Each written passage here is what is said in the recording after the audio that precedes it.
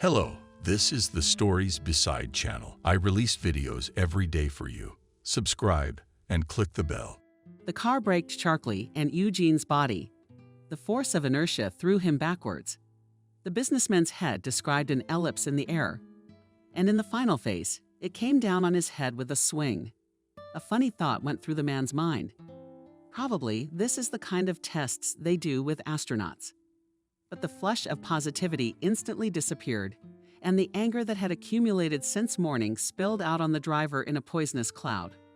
"Moron, what are you doing? You're not hauling firewood." The outburst of frustration made the boys squeeze their heads into their shoulders. Stammering, he began to justify himself. "I'm sorry, Eugene, but if I hadn't slowed down in time, there would have been trouble. You see that white Audi over there? Looks like it's driven by a cretin or a fucking extremist. He was gonna cut us off." Eugene Grimes rubbed his neck, wincing in pain. "And if you're expecting a thank you, you're hoping for nothing. And the next time you do something like that, you're gonna get corked out of your job." "Sec." The driver, barely audible, mumbled. Mike had had a hard time finding this bread and butter place and was afraid of being out of work again. For more than 2 months he had been serving Grimes, but there was no way he could settle into his character. The businessman was too kind, or he would tear up and throw up for no reason. Today he was clearly off on the wrong foot. Mike noticed it at once. Sad thoughts made the guy distracted for a while. So from all sides drivers were pressing the klaxon and trying to shout to him. Since now Grimes' car was the only obstacle to normal traffic. The statuesque passenger had to once again exert verbal influence on the impressionable drivers. Eugene leaned forward slightly and bellowed loudly, "What are you standing there for? Can't you see that a traffic jam has formed because of you? What are you stopping for? You weren't raised in a boarding school for the retarded, by any chance." Mike, I really wanted to sass the chief for humiliating him. But he clenched his teeth tightly and kept silent. The car moved smoothly. From the back seat came a loud sigh of relief. "I finally got it. I'd thought we'd be stuck in the middle of the road." Grimes liked to operate with unfamiliar words, though he completely failed to understand the meaning of many metropolitan expressions. He had inherited such a lexical load from his aunt Adriana. The woman many years ago voluntarily undertook the obligation to bring up her nephew. But for 10 years, the aunt has given up a lot and now needed care herself. Therefore, Eugene sheltered a relative in his mansion, so that the elderly woman felt in complete comfort. He hired a housekeeper. At first, Adriana was strongly opposed to this decision, and at one time even resented her nephew. "I have not yet reached the stage of people who are able to cope with the house. Why spend money on servants? He joked gently, for you, grandfather. I do not spare any money. You're my queen in life, and I feel it is my duty to provide you with royal living conditions." Adriana sighed for a while and then accepted the presence of a strange woman in the house. Later, they even became friends with Anna and played cards in the evenings to pass the time. But this morning, the aunt shocked her nephew with unpleasant news. "Eugene, you were late last night, and I didn't want to spoil your mood." He tried to make a joke out of habit. "Adriana, I was spoiled without you last night. So I didn't sleep much last night. Just a little bit in the morning, you know. And now my head is buzzing like a cauldron. So one more hit in my honey barrel won't change a thing. Tell me what happened." Auntie's eyes widened in an expressive way. "Anna's leaving. Said she couldn't be torn in two anymore." The news really struck the man. He looked suspiciously at the elderly relative. "You didn't have a fight with her, did you?" All the same, more girls rounded their eyes. "I'm not a provocateur, and me and my leg have nothing to share. I don't know why she's suddenly decided to break up. She's got a good salary, and she's got a good job. She gave you a reason." The aunt sighed heavily and looked away. That gesture was a sign that the woman was trying to hide something. The aunt's tone changed when she told you the reason. "Anna said she was very tired, and there were some problems at home with her son. But I think it's because of Vanessa, and she's very sensitive. She once confessed to me that she couldn't bear to look at sick children." Adriana was ready to burst into tears, so Eugene had to change to a sterner tone. Don't be upset. Auntie will manage. Anna can go wherever she wants. I won't hold anyone back. I hope she will give us time to find her replacement." The old woman shrieked noisily. I asked her, and she said she could only work until the end of the week. Grimes remembered that today was Thursday, which meant there was only one day left. It would be impossible to find a decent housekeeper in such a short time. He understood all the difficulties of the situation, as well as the fact that he could not leave his aunt with her sick daughter. The old woman simply could not cope with such a load, as it was pointless to solve such a serious problem on the fly. He tried to reassure his relative. "I will look for a new employee today. Don't get upset. You shouldn't be. You told me yourself that everything is for the best, and we will definitely succeed. And the day will come when our Vanessa will recover." Eugene tried to reassure his aunt, and the only joy in a man's life was his daughter. It was for her sake. He tried by all means to increase the family capital. He dreamed that his only heiress never needed anything, but trouble warned him where he didn't expect it. About a year ago, Vanessa began to complain of severe weakness. The girl literally fell off her feet from fatigue, and this in second grade. She and her aunt thought it was just a normal childish whim. They became seriously worried when the girl lost her senses right during the lesson. Vanessa studied in an elite gymnasium, and Grimes was fully confident in the professionalism of the staff of this institution. So after the incident, he sounded the alarm. "We should get her to a doctor. Maybe she's not bleeding enough. It happens a lot in children." Since Grimes was a prominent businessman, no one could refuse him. The very next day, his daughter was examined by the best specialists in town. The conclusion stunned the loving father. "We're sorry, but your girl has malignant leukemia." It sounded like a sentence for a 9-year-old girl.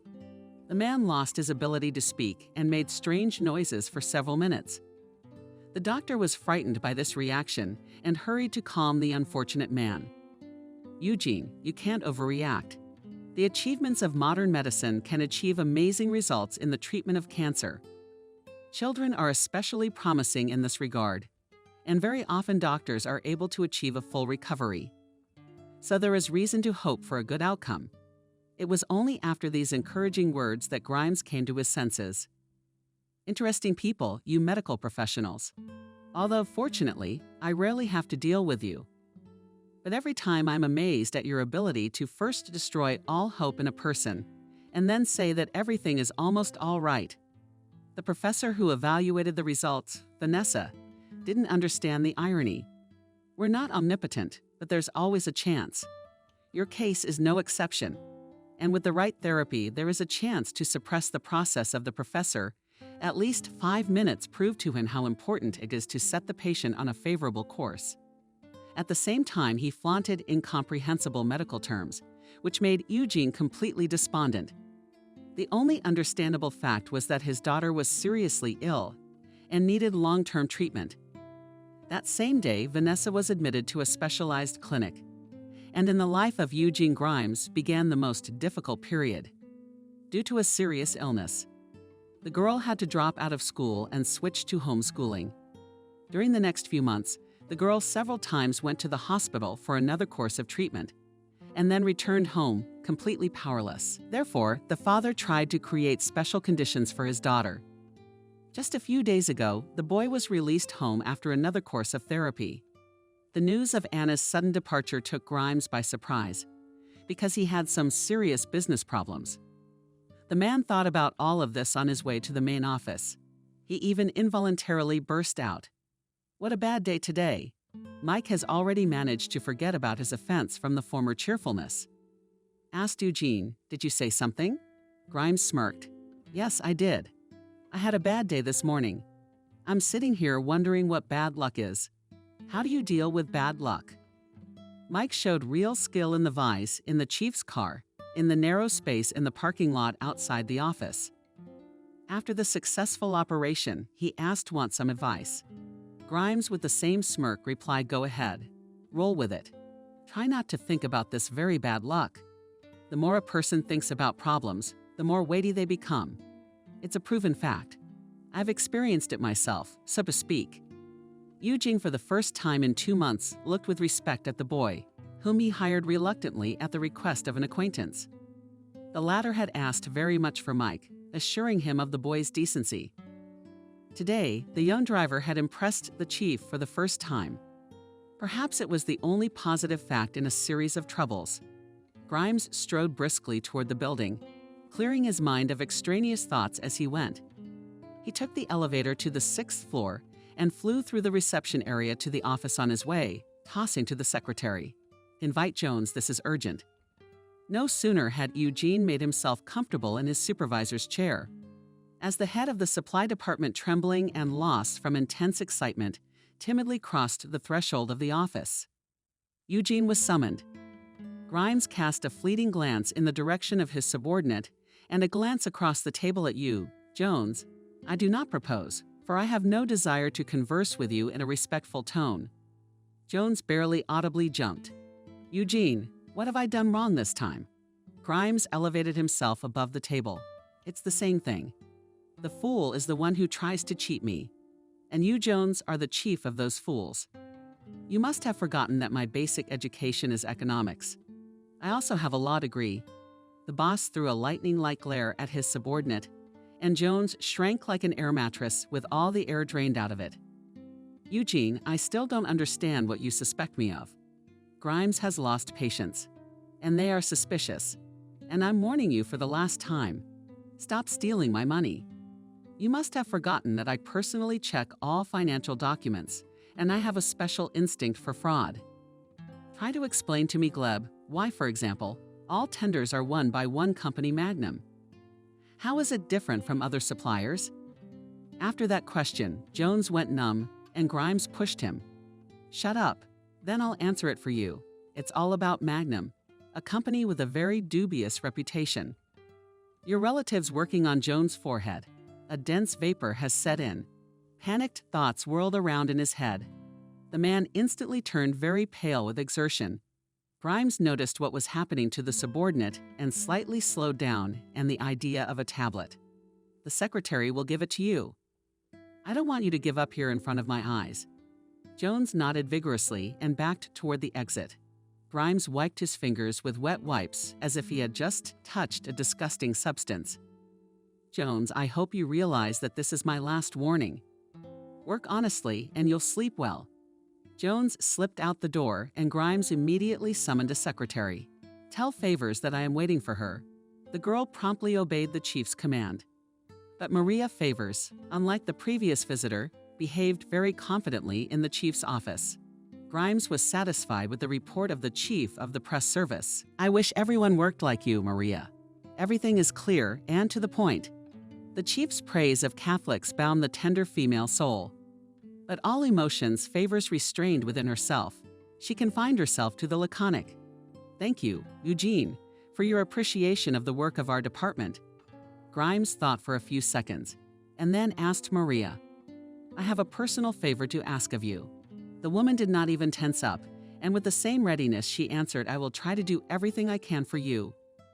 You know that my daughter is seriously ill." Favors, with a nod of the head, confirmed this fact. The woman who was taking care of her and helping us around the house suddenly decided to quit. "I understand you, Eugene. I will try to find a replacement for your employee. Tell me, do you have any special requests?" Grimes answered right away. "The most important thing for me is that she be a good person. She's only 9 years old. She's just a little girl. She's been through such a misfortune. Of course, it would be nice if the woman had a pedagogical education. We're way behind the school program." Favors has assured the chief that she'll be looking for one right away and demanding a candidate. Grimes breathed a sigh of relief, for he knew that Maria was a woman of her word. Betty threw an absent look at the boxes of her belongings and the disassembled pieces of furniture. That seemed to be it. All that was left was to wait for the car and see to the loading of things. She tried not to think about how she would live her life. In principle, it didn't matter anymore, because Betty didn't care now, so as not to lose her mind at all. The woman encouraged herself half-heartedly. Betty not to despair at all. Things may yet get better for you. A lot of people are like that, when everything falls apart at once, and then suddenly there is a ray of hope. The woman looked at the calendar that hung on the wall as a reminder of her past happy life. Did I forget to take it off for you? I'm sorry, I'll make it up to you. She carefully removed the brightly colored booklet with positive pictures and noticed that she hadn't marked her days for a long time. The habit of accompanying her actions with words worked again, and the woman turned to the calendar with sadness. Well, friend, tell me, what day is today? March 20 or 21? And then she answered, I think it's Friday, the 20th. Let's see what the day has in store for us. Betty turned the calendar page and quickly found the information she was looking for. Oh, turns out it's a day that's not so ordinary. It's the vernal equinox and winter is coming. It's coming to an end. It's a good time to think about starting a new life. A demanding call at the door interrupted the woman's train of thought. But she did not even flinch from surprise, but rather indifferently said openly, Come in and don't be afraid. The door immediately opened. Betty said disappointedly, It's you again. Do you have to remind me every day? As you can see, the apartment is already empty. Not today. I'm selling it tomorrow. Bailiffs. They're the ones who decided to disturb the widow in the morning hours. They weren't embarrassed at all. They made a masterly inspection of the whole place. The man who was in charge of the duo said to Betty, It is not for us to ask such questions to your spouse. The woman didn't let the official finish his thought and nervously interrupted him. All right, tomorrow just 40 I will go to the cemetery and be sure to ask my late husband. How could he do this to me? Hopefully he'll give me a sign from the grave. The performer realized that he had made an inexcusable mistake in talking to the young widow and tried to apologize. We sincerely sympathize with your grief, but the law is the law. You must realize that it's in your best interest to speed up the repayment process, because interest is accruing every day. Betty ran her hand over her face tiredly. I'm aware of that.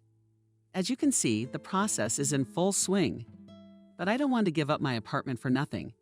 It's my only place to live, by the way. You see, I have nowhere to go. I can't go to the train station, can I? You left me nothing. Even the furniture and my personal belongings have been described, and this is despite the fact that I have not yet inherited. The second executor is younger. Rudely interrupted Betty's debtor. That's your problem. We're not a charitable organization. We're in the business of collecting debts. You'll have to pay your late husband's debts anyway, so it's best not to create artificial obstacles. Thank you for not kicking me and beating me out of my money. Betty did something akin to a curtsy. In truth, it made the little official even angrier. Citizen, be careful with your words, or we can charge you with insulting someone during the performance. The young colleague dragged the older coworker to the door. Having warned the landlady the other day, we're still seeing you, whether you like it or not. We are obliged to supervise your compliance with the court order. In the empty apartment, the sound of closing all the doors seemed very loud. Betty's whole body shuddered and immediately began to calm herself. Be patient, friend. You just don't have any other options. Yes, your hubby gave you a piggyback ride, but you can't speak ill of the dead. At least you got a chance for a fresh start, although it's foolish to give yourself the benefit of the doubt. At 36, despair burst out with a scream. Betty joined the wall and began to slowly slide to the floor. Why is everything like this? Why is it me that all of this happened to me? The woman's tearful eyes stared pleadingly into the structure on the forest ceiling, as if that was where the answers to the widow's many troubling questions were hidden. 15 years ago, when Betty Svikova married a young but successful entrepreneur, she could not even in a terrible dream imagine what would be the end of her family happiness. She always liked independent, established men. Arthur Williamson fully met these criteria, so Betty did not hesitate to agree to his proposal to become a wife, even though they had been dating for less than 2 months. But Aunt Camille, the sister of her late father, the girls, upon learning of the impending wedding, was horrified. Betty, what are you thinking? Do you know that your Arthur was a gangster in the 90s? I can't even begin to imagine how many lives he's ruined. Betty calmly replied to her aunt, I know my future husband's biography very well, but that doesn't change anything, because at that time everyone was surviving as best they could. The aunt was indignant. How can you speak so calmly? After all, your father's life was taken by scumbags like your Arthur. Auntie, how do you know that? The inquest found no one responsible for Daddy's death, and you claim to know what really happened? The aunt had nothing to answer because she really had nothing else but assumptions. As a final argument, the woman cited her own intuition as proof. Betty, you're still young and inexperienced, and I've lived half of my life in this world. And my heart tells me that your Arthur is a wolf in sheep's clothing. I mean, he pretends to be a decent man, but he's really a thug. For the sake of your father's memory, come to your senses. Betty didn't suffer from levity like most girls her age. She had been left without parental care at a very early age, and Aunt Camille had replaced her father and mother. She had not told her niece for a long time how her parents had died. She was afraid of traumatizing the girl's psyche, even when Betty was old enough to tell her the secret. Her aunt only told her in generalities. In his youth, your daddy graduated from a mechanical engineering institute and worked at a factory. But perestroika came, and the enterprise was shut down, and people were thrown out on the street. He was a very responsible man. He understood that he was responsible for his wife and daughter. He and your mom, even before the damned wind of change blew, managed to buy a car in turn, and your father began to drive people in the evenings. Although the earnings were not particularly large, but there was enough for bread and milk. Episodes from that period often stirred Betty's memory. She remembers well the cherry-colored car, which was the pride of her father. After all, it was about this car that the daring girls from the popular combination group sang. After each trip, Daddy would tidy up his favorite car. See, daughter, what an extraordinary car your daddy has. They even sing songs. Betty believed in her father's version and diligently helped her father to keep the legendary car in decent condition. But one day her father didn't come home. Her mother thought he'd gotten some out-of-town customers, probably asked for a ride somewhere in the country or even the neighboring region. Don't worry, Betty, your father will be back by lunchtime. But lunch arrived. Then her dinner, accidentally discovered by mushroomers in the forest of the neighboring region. The car wasn't there. What did it say about the mercenary motive for the crime? Buried the man with the whole house, because Ira's mother did not have money even for a coffin. The investigation was soon closed because it was considered that Ilyet Svetkov himself left this world. Valentina long went to different offices, trying to find the truth, but the woman everywhere sent to a known address. That evening, my mother took earrings to Aunt Camille and promised to pick you up tomorrow. Did you obey your aunt? Don't spoil yourself. The girl waited for her mother all the next day, but she never showed up. And the next day, Aunt Camille cried a lot in the morning and told someone to think of her daughter. I, too, have gone to the extreme many times, but I've never looked for the truth at the bottom of the glass. And now, as soon as I think of my children, bad thoughts disappear. An unfamiliar voice contradicted Aunt Camille. At least you have a job, and the children are all grown up. Your daughter-in-law has no support left. After her husband died, the aunt interrupted. Don't grown-up children need help, and I can't live on my salary. That's why I trade in all sorts of nonsense to stay afloat. The women began to discuss the advantages of the market economy. Ira became uninterested in listening to them. She went into the kitchen, where work was in full swing. The girl asked Aunt Camille, "We are having a party today, and my mother is coming to it." The aunt darted her eyes away and clutched at her heart. The unfamiliar woman, who was cutting sausage with a huge knife, pressed the earring against her and began to whisper, "Your mommy won't come, little girl. She'll never come. She's dead."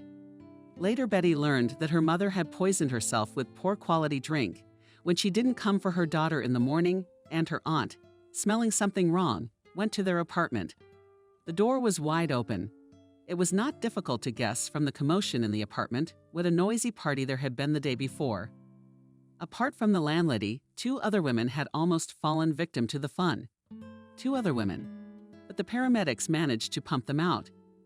With great difficulty, Aunt Camille sold the bad apartment and took the orphaned former niece in. Your allowance is small, so the money from the apartment will be very useful to us. I'll put it aside for your studies.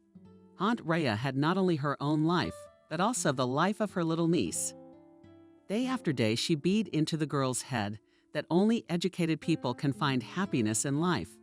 Until she was 15, Betty believed in her aunts and her version of the world order. But then she realized that luck comes to those who have a lot of dough, so that her niece did not turn from the right path of aunts and had to make a lot of effort. When after the first year of Pedagogical Institute, Irinka suddenly said that she had made a mistake with the choice of profession, Aunt Camille stood on the fringes. "It seems to you, girl, only seems.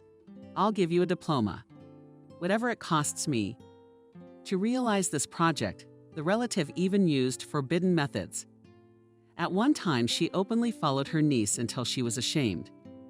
"Aunt Camille, I'll go to lectures. I'll get that damn diploma. But I beg you, don't follow me." For a while, the aunt was still following me, but in a covert way. The woman's close tutelage helped Betty to get an education.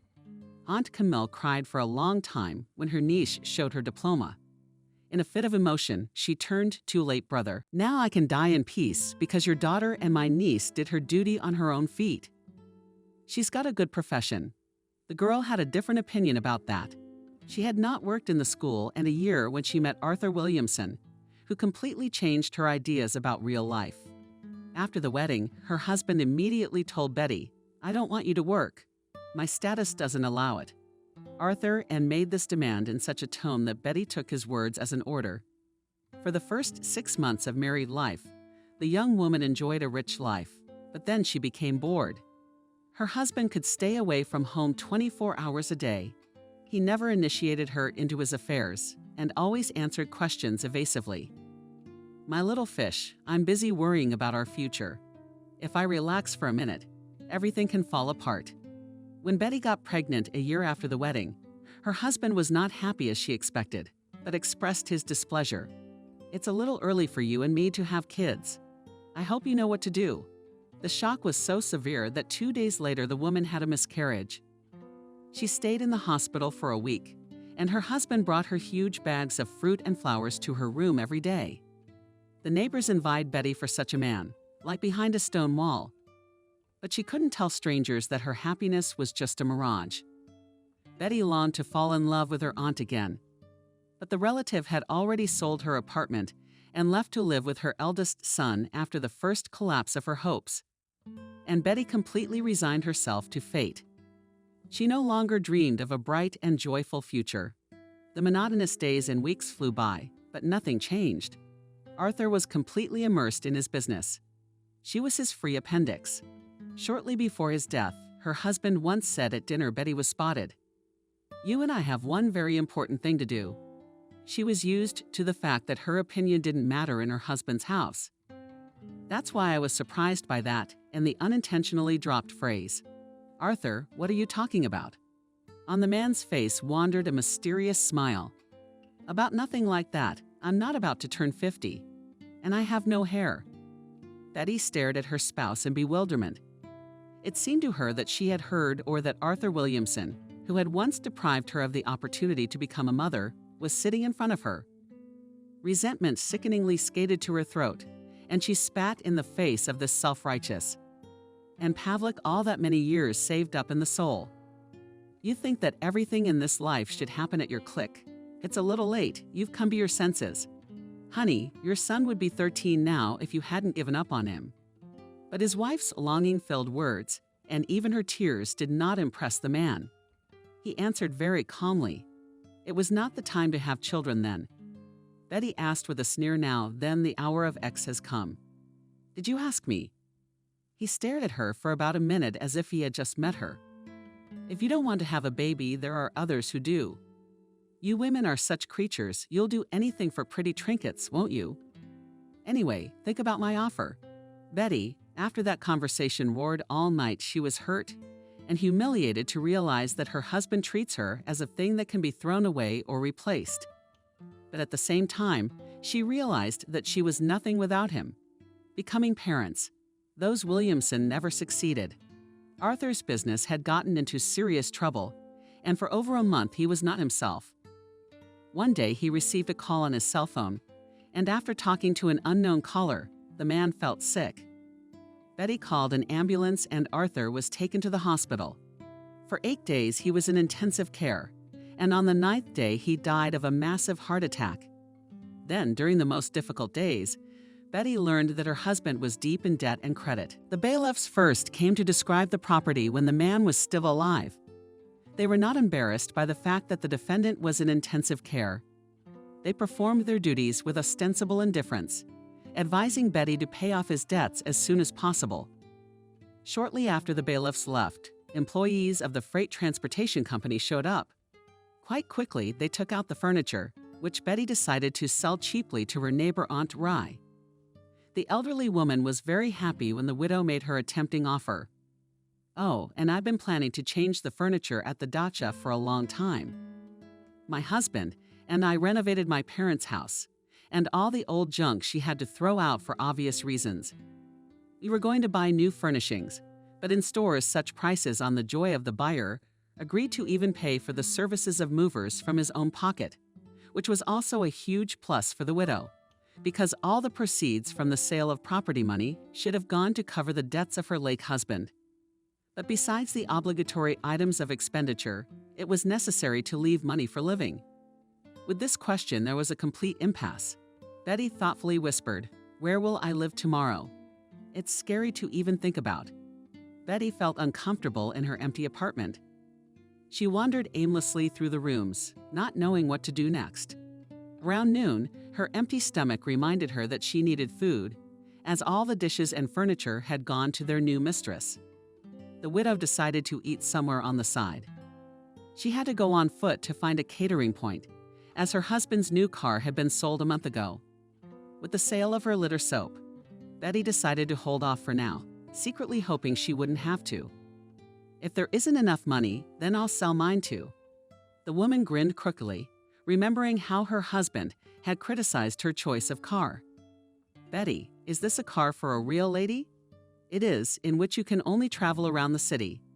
And I don't plan to travel long distances. And where would I go, Arthur? Only to the store and the market." My husband did not impose his opinion. "See for yourself. If you like this model, I won't discourage you. By the way, could you visit your aunt or meet some of your girlfriends?" Arthur was the epitome of generosity and kindness that day, although he knew perfectly well that his wife's aunt had long gone to the other side of the country. And with all her friends, she had cut off all relations in the early years of her marriage. Only with Svetlana Ilchenko. She called occasionally to vent. Betty thought that her memory had planted the idea not in vain, and from the branch she took out her cell phone and quickly found the right number. "Hi, it's been a while since we've talked. How would you like to meet?" Her school friend was glad to receive her call and expressed her willingness to meet even now. Youthful excitement filled the woman's heart, and she hurried to the cafe where we always have lunch. Jenna and Betty make unparalleled coffee there, and the prices don't bite so much. That's the word the meeting place was a stone's throw away. But Betty took it in stride anyway, desperate to share her worries with someone. And deep down, she hoped that Jenna would help her find a job and temporary housing. With Ilchenko, they had sat at the same desk at school for several years, and then their paths had diverged. Betty entered the pedagogical school, and Jenna decided to learn the fashionable profession of makeup artists at that time. Despite the risks, the girl immediately decided to work for herself. The first 3 years, she put beauty on the lady with a small capital opened her own salon. According to rumors, in her personal life and classmate too, everything was quite successful. Betty entered the cafe and immediately heard the calling cry, "Betty, I'm here. Fly over." The friend settled down at a table in a cozy corner of the small hall and decided, "I hope you'll forgive me for being unauthorized. But I've ordered a skewer for 2. I don't have much time, but we can chat freely for half an hour." Jenna laid it all out in one breath, while Betty made herself comfortable at the table. Only then did she remember that she hadn't offered condolences to her friend. "Betty, I'm sorry, it slipped my mind. That you're alone now, I can't tell you how sorry I am. If you need any help, don't hesitate. Goodbye." Jenna had time to eat and talk. There was an endless stream of positivity coming from this charming woman. Betty felt somewhat relieved. "I'm afraid I'll be misunderstood." if I start whistling right now. Elchenko froze with her mouth full just saying goodbye to the pie. She said in a businesslike tone, "It seems that you're really screwed. If you are ready for unconventional actions, lay out everything in order. I'll think about it as I go along." Betty didn't have to beg long and briefly told her friend about her predicament. As she spoke, Jenna's face showed anger and confusion. What angered her most was that Betty's late husband had spent considerable sums of money on his mistress. "Of course, I've met a lot of scoundrels in my life, but this is the first time. I'm sorry, but your Arthur doesn't deserve a kind word. How low can you go to leave your wife with such debts?" Betty grinned lightly. "It's not the whole picture. Imagine I still had to pay the bills my husband spent on his mistress." Elchenko screamed so loudly. "Betty, are you a fool for making the staff of the establishment worried?" A waiter ran up to their table. "Ladies, please be quiet. We value our reputation very much." Jenna paid the bill and after a second of confusion added 2 more large bills. "This is for your establishment as compensation. Can we sit here for another 5 minutes? We'll be on our best behavior." Honestly, the waiter gave them a smile. "Take all the time you need. If you feel like ordering coffee, I'll be right here." Jenna clicked her tongue. The kid's got a lot going for him, and he's got a nice face. That's the kind of character that attracts customers. Betty gave her friend a look that made her glaze over.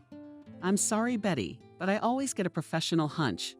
It's something like sniff and cheek." Noticing that Betty had picked up her purse, Elchenko patted himself Porto with the palm of his hand. "I'm not telling all my friends. That is, I wanted to say that it's time to get to the point. From everything you told me, I realized that you need a job and a place to live." Betty put her purse back where it belongs. "Yeah, at least we'll have to find something for a while. But I don't know where to start."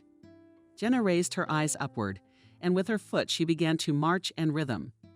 It lasted about a minute, and then her friend said confidently, "No problem with housing. I can offer you to live at our dacha for a while. It's not far outside the city, about 15 minutes by car from work." "So far I cannot think of anything. You're not going to agree to waving a rag and a broom." Betty exhaled. "I wouldn't want to. But if I can't find anything suitable, I'll have to." She didn't have time to finish her sentence because Svetka slapped the Eureka table. How could I forget? The waitress jumped out from behind the partition separating the hall from the kitchen. Jenna waved at him. "It's okay. We can have another cup of coffee." The guy rushed to fulfill the order, and Elchenko gave his friend a sly wink. "You remember Maria Simmons? She's Maria Favors now." Betty strained her memory and with great difficulty remembered the main activist of their school. Semenova was always ahead of the curve and often blew the whistle for the whole school at significant events. Jenna did not wait for Betty's answer. "Just the other day I was in the region on business, more precisely, at the presentation of new products of a well-known company. Anyway, there I crossed Simmons, that is, with Favors. Imagine, she is the press secretary of Grimes himself, the CEO of this very company. I have the name somewhere in my notebook, but that's not important. What's important is that the man urgently needs a woman with a teaching degree." Betty's burning hopes were instantly extinguished. "Stata, I've been working at the school for less than a year. My diploma is no longer valid, and I'm not going to show it." Elchenko waved his hand carelessly. "Yes, in no hurry to refuse. Anyway, I'll give you Maria's phone number. Call her to find out what's what." Jenna on a napkin wrote down the number. "Don't put it off. Call her right now. According to Maria, this businessman's situation is catastrophic. His little daughter seems to be sick, and he has no one to take care of her." Hastily hummed and pecked her friend on the cheek and immediately disappeared. Betty stared at the napkin with an unfamiliar number written on it in confusion. She flinched when the waiter's voice came from the side. "You were just leaving. What about the coffee?" A miniature tray held the same doll-like cups of the disbelieving beverage. Betty smiled. "Your coffee is really great, and I'd love to have another cup." The waiter carefully placed one appliance on the table and just as quickly removed himself with his tray. Betty pictured the guy happily drinking the free coffee. She looked at her napkin again and pulled out her phone. Maria Favors answered immediately. I am very pleased that you responded with all the details in person. So if possible, please come right over today. Betty mumbled timidly, but I have no acquaintances in the city. If you have no place to stay, this issue is solvable. Don't think about domestic difficulties. Come and dial me immediately. Betty didn't expect the case to take such a quick turn, but she didn't want to miss the opportunity. It was 80 kilometers to the regional center, and the woman decided to get to her car, although there was excitement in her soul. But for the first time in the last 15 years, there was hope that she would be able to change her monotonous life. Vanessa leaned over the table in a creative burst, and Betty watched as the skinny child's hand put strokes and drawing on the paper. The girl's artwork was virtually indistinguishable from the artwork of children of that age. The prize spot and the cottage with a pair of cats was surrounded by a hedge, from behind which could be seen the crowns of trees and a dog box. The manner of execution was unusual. Strict, straight lines and strokes made the drawing aggressive. The complete absence of bright colors added to the unpleasant impression. Betty cautiously asked Vanessa, "Why did you draw everything with a simple pencil? Where are the flowers?" The girl looked up, and Betty felt uneasy at her piercing gaze. But it was the girl's words that caused the consternation. Where the dead live, flowers don't grow. Everything is gray there, trees, grass, and sky. For a moment, it seemed to the woman that something cold touched her neck, and she shuddered. Shouldn't you be painting the realm of the dead? Look how many interesting things there are around. The girl stepped and angrily said, "Why should I look at all this and memorize? If I'm going to die soon anyway. Who told you such nonsense?" Anna, when the doctors told her I had cancer, she was immediately frightened and said she didn't want to work for us anymore because she was afraid of getting infected. Betty physically felt like a terror. More and more possessed her by the minute. But the worst part was the 9-year-old girl's casual talk of her illness and imminent death. The new mentor was scolding her predecessor in her heart. What kind of a heartfelt person do you have to be to say such a thing out loud to a child? She calmly said, "Your Anna has deceived you. Many children with a diagnosis like yours have overcome the disease and made a full recovery, and you will definitely get better." Vanessa looked her straight in the eyes again. "You say that to reassure me. Your father must have told you to. He tells me every morning, too, that I'm going to get better. But I keep getting better and better, and I keep getting worse." Betty sat down next to her ward and softly put her arm around her skinny shoulders. "The thing is, little girl, pills and shots are not enough to get better. You have to believe. And that starts with a smile. You have a beautiful smile, by the way." Vanessa was a little embarrassed by her pale lips, stretched the boaters. Educated by this reaction, Betty continued, "You see, it's nice to smile yourself, and it doesn't hurt so much anymore." True to her word, the girl nodded her head with a short hedgehog of trailing hair in agreement. Betty continued the therapy session. "You're doing a great job of smiling. Now try drawing a different house. Make it bright and the trees green. And let the little dog peek out of the box.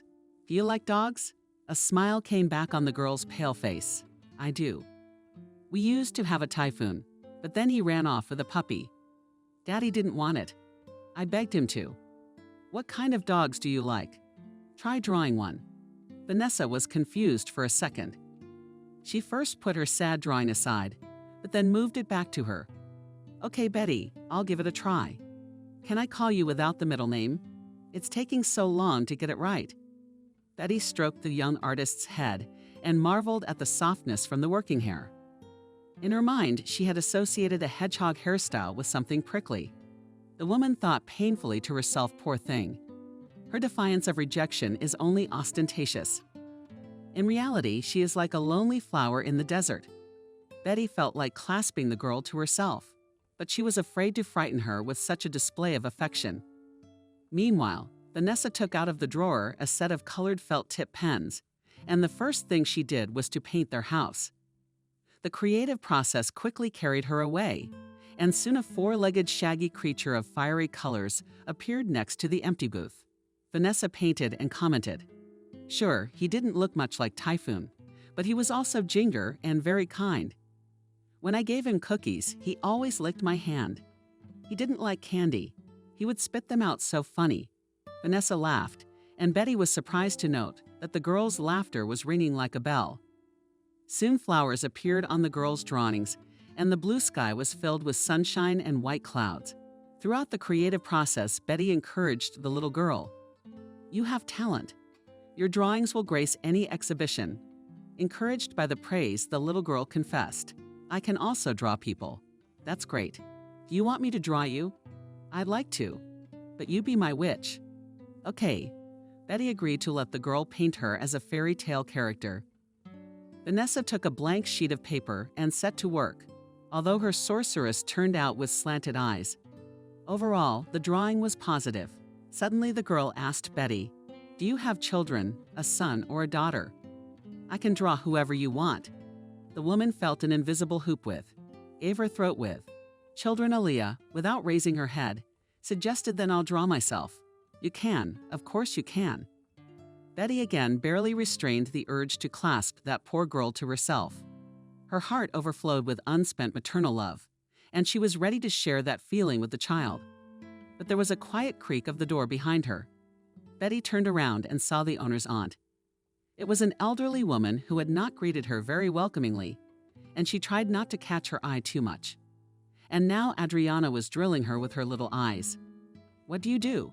Vanessa grabbed her drawings. "Grandma Adriana, look what I drew. This is the house I will live in later when I am well. And this is my dog. She looks like a typhoon, though." The old woman made an effort, and a strange smile appeared on her face. "She does.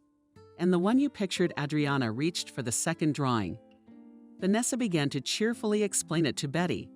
"She's kind, like a wizard. And I drew her beautiful." The old lady's inquisitive gaze lowered again at Betty to look like the original.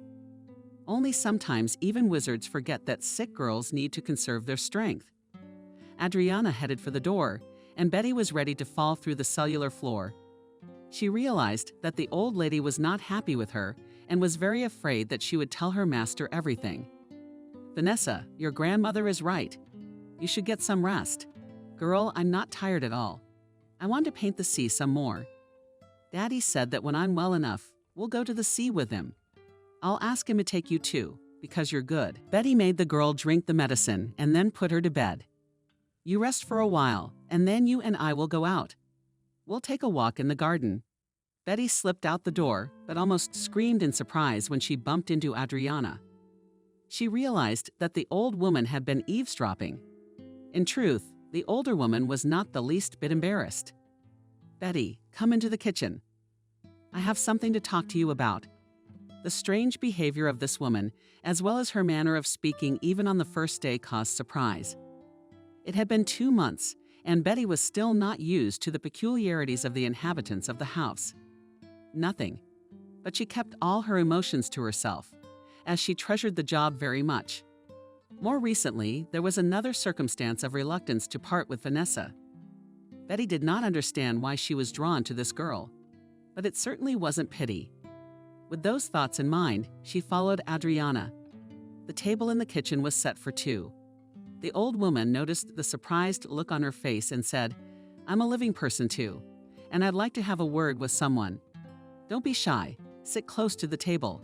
We'll drink tea and talk." Betty timidly asked if I could help you. "Why?" "I'm all set. Why was I standing at the door, waiting for your class to finish?" "You used to be a teacher." Betty answered honestly. "Yes, I was, but it was a long time ago. I have very little experience." "Not even a year." Adriana shook her gray head. "I didn't earn my pension either. I spent most of my life with my brother. But I never made my own nest. I was married for only 3 years, then I closed my head and he left me. He found someone else, but it seems so was God-pleasing." The old woman poured tea into cups and sat down opposite Betty. "I couldn't leave Yannick alone. It's our custom to help the younger ones in the family. And Jan was the youngest. We're from a remote village ourselves. Our parents dug in the earth all their lives, and we were supposed to continue their work. But I didn't want to. He was different when we were growing up. He liked to stand out. His father beat him a lot, but he never got the bad temper out of him. When she graduated from high school, his father wanted him to join his brigade. But it didn't work out. His brother escaped through the window at night. My father almost died of anger. She shouted at the whole village that she would kill him with her own hands, but he didn't keep his word. When she found out that her son was studying at the institute, she and his mom went to the city every month with full descendants and then boasted, "Say, we have such a smart son who is going to become a scientist." Betty listened in silence, and the old woman suddenly realized, "You're probably not interested." "On the contrary, I'm very interested." "And what happened to your brother, Adriana?" she shrieked. "Life is like a fairy tale. The beginning is exciting, it seems, then either boredom or misfortune. Nothing ever happened for us. My brother didn't tell me much about his business, so I don't know how he got rich so fast. But it's true what they say, money spoils people. I got angry too. He ruined his wife with his own hands. Everything was wrong for him. Everything was wrong for him.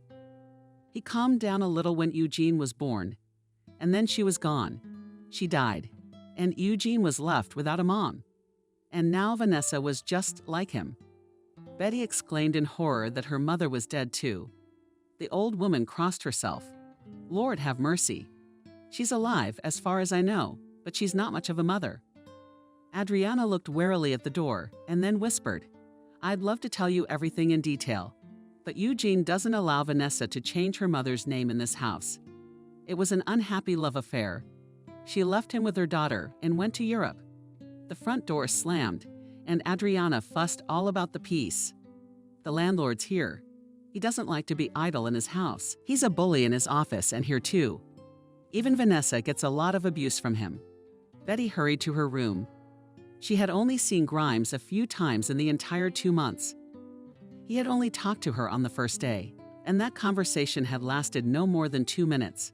The businessman asked about her marital status, checked her passport, and did not even look at her diploma. After these obligatory actions, he voiced the condition: "Betty, I trust you the most valuable thing, my daughter, so I hope for your decency.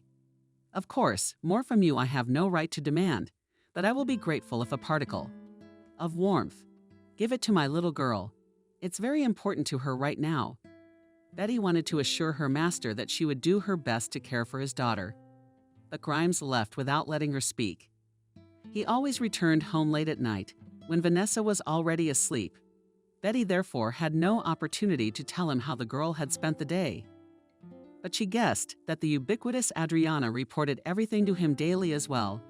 Of course, Betty was a little uncomfortable being a servant, but today, for the first time in 2 months, she felt real joy as she watched the gardener trimming the bushes from the window. Betty thought it's true what they say, love works wonders. And I'm going to do everything I can to make sure the baby gets better. And so she admitted to herself that she loved someone else's little girl. But this discovery did not frighten her, it only gave her confidence. She would try to stay in that house. And not at all because she had nowhere to live with nothing to live on. She really wanted Vanessa to learn to smile, not because she was asked to, but just to smile at the sun, at the birds, at the new day.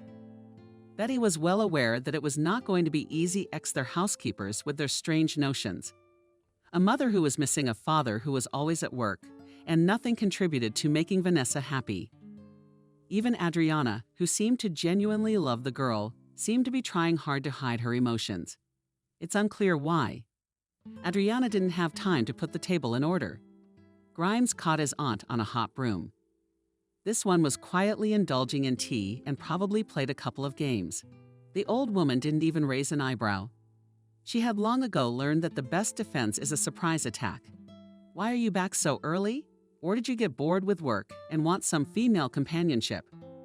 Why do you look for other female companionship?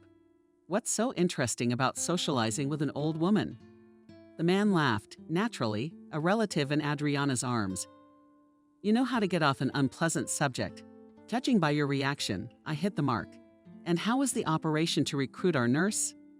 The old woman's lips tightened in a way that indicated her extreme displeasure. Nephew could be too perceptive when he didn't need to be, but when it was necessary to consider this Valeria, it was as if he had lost his mind. But it's also impossible to be in the same house and not notice each other. So you decided to be the first to step up. I hope Betty appreciated your good intentions. Or did you find a way in?" The woman had already cleared the cups and plates from the table. "Eugene, stop talking to me like I'm an unintelligent child. I am almost twice your age and I demand respect." The man realized that he had said too much and wanted to enclose the aunt in his arms again. But she came back. "Sit down at the table. I'll feed you, because you with your work forget to eat normally, but as if you were 18. And you are far from 18 and it's high time to eat, right? And you're just joking around." "Yes, Comrade Marshall." Grimes jokingly saluted his aunt and sat down at the table. Adriana immediately forgot about all the offenses and put a bowl of soup in front of her nephew. No matter how old he was for her, he was always her nephew, a boy whom life had wronged more than once. "Eat before it gets cold. Betty and I just had tea. She doesn't leave her room all day, so I decided to give her a treat." Adriana hesitated and fell silent. She was skeptical that her nephew had found a nurse for Allie so quickly. How could she entrust her girl to an untested person? And Eugene hadn't even made any inquiries. But after a few days, seeing how Betty did not leave Golly, Adriana softened. But she didn't want to give up so quickly. "And what did you two talk about, if it's no secret?" "Oh, just a little bit of everything. She's a hothead too, and she's had a lot to drink. Her husband died and left her with a lot of debts. She had to sell everything, even her apartment. You know, I realized one thing. The better a person is, the harder life beats him. That's the pattern." Eugene with appetite flew away. Soups only occasionally gave in to Auntie. Life is such a thing that a man does not know where it will give him in 5 days. You don't expect anything like that. But then one day it's here. The man spoke in such a tone that the aunt unmistakably guessed that something had happened today that made her nephew change his habits. Adriana lowered herself into a chair and, in a heartfelt voice, asked Eddie, "Check, what's wrong? Or did she show up again?" "Adriana, I even crossed myself as if I'd said something bad." And her worst fears were immediately confirmed. Grimes sighed heavily. "Auntie guessed it. I don't know where you got that mind-reading ability, but you could make a living at it. Don't bother asking me questions. Things will settle down a bit, and I'll tell you all about it later. Thanks for the vow." "Adriana, I didn't press for details, just sighed. As long as it was healthy. You're not going anywhere else today." Eugene got up from the table. "No, I want to stay home. Maybe I'll take Vanessa for a walk in the park tonight. Betty was going to get some fresh air with her, too. They arrested her today. Can you admire your daughter's artwork?" The man's revitalized. "Let's see it. That's a positive sign." It wasn't the doctor who said it was advisable to keep Vanessa busy with exciting games or creative activities. Adriana held out the drawings to Vanessa. Grimes' gaze warmed. "Good for you, after all. This is Betty." Vanessa used to draw everything in black and white, but this is such a fountain of colors. "Look, my artist even drew a dog. It looks like a typhoon." The old woman nodded in agreement. "Yes, it does." Eugene shouldn't have given the dog to his hunter friend. Vanessa was very worried. Maybe that's what gave her the disease. All the time Vanessa was sick, Adriana tried to find the cause. It seemed to her that there was a reason, and it had to be found and eliminated. Then Vanessa would get better right away. "You and I have discussed this matter many times. Let's not go back to it." Grimes returned to his usual demeanor. He looked at his aunt with irritation and added that Betty, I will give her a bonus for her special diligence. Adriana muttered slowly, "You can't measure love and care with money. You should know that." Eugene looked at his aunt with an absent look and headed for his office. Today's meeting was unexpected and awakened in his soul not the most pleasant memories. Memories of things he would rather forget. Despite his tough temper, Martin allowed his only son a lot of things. If his wife and servants he kept in a black body, then Eugene could do anything that he occasionally gets into his head. After the tragic death of his wife, Millionaire especially succeeded in indulging his son. Any whim Eugene fulfilled immediately. It was worth only the appearance of a cell phone, like a son. Nothing was at the disposal of the coolest device. Eugene wanted to join the biker culture. Please get a bike with various technical contraptions. On the sole heir's coming of age. Martin celebrated with pomp, organizing a real show in his recently arranged country residence. The guests were entertained by famous entertainers, and the final part of the program was a fireworks display, equal in power and duration of fireworks on public holidays. The gifts also corresponded to the status of the event. But the main present, a sports car, Eugene received from his father. Like many newly emerged from the golden eggs, Eugene was fond of extreme entertainment. At night, he raced around the city on a brand new car together with a group of the same young inadequates. Several times the police arrested him for violations, but usually he spent no more than half an hour in the police station because his father's name had magical powers. But one day it stopped working. Then Eugene and his two buddies got drunk in a bar, and he was in a desperate need of fun. But on the night, streets almost ended in tragedy when one of the racers beat up a woman on a pedestrian. But thank God, the unfortunate got away with a closed fracture of the tibia and a strong fright. The perpetrators of the accident did not manage to escape and were taken to the police station.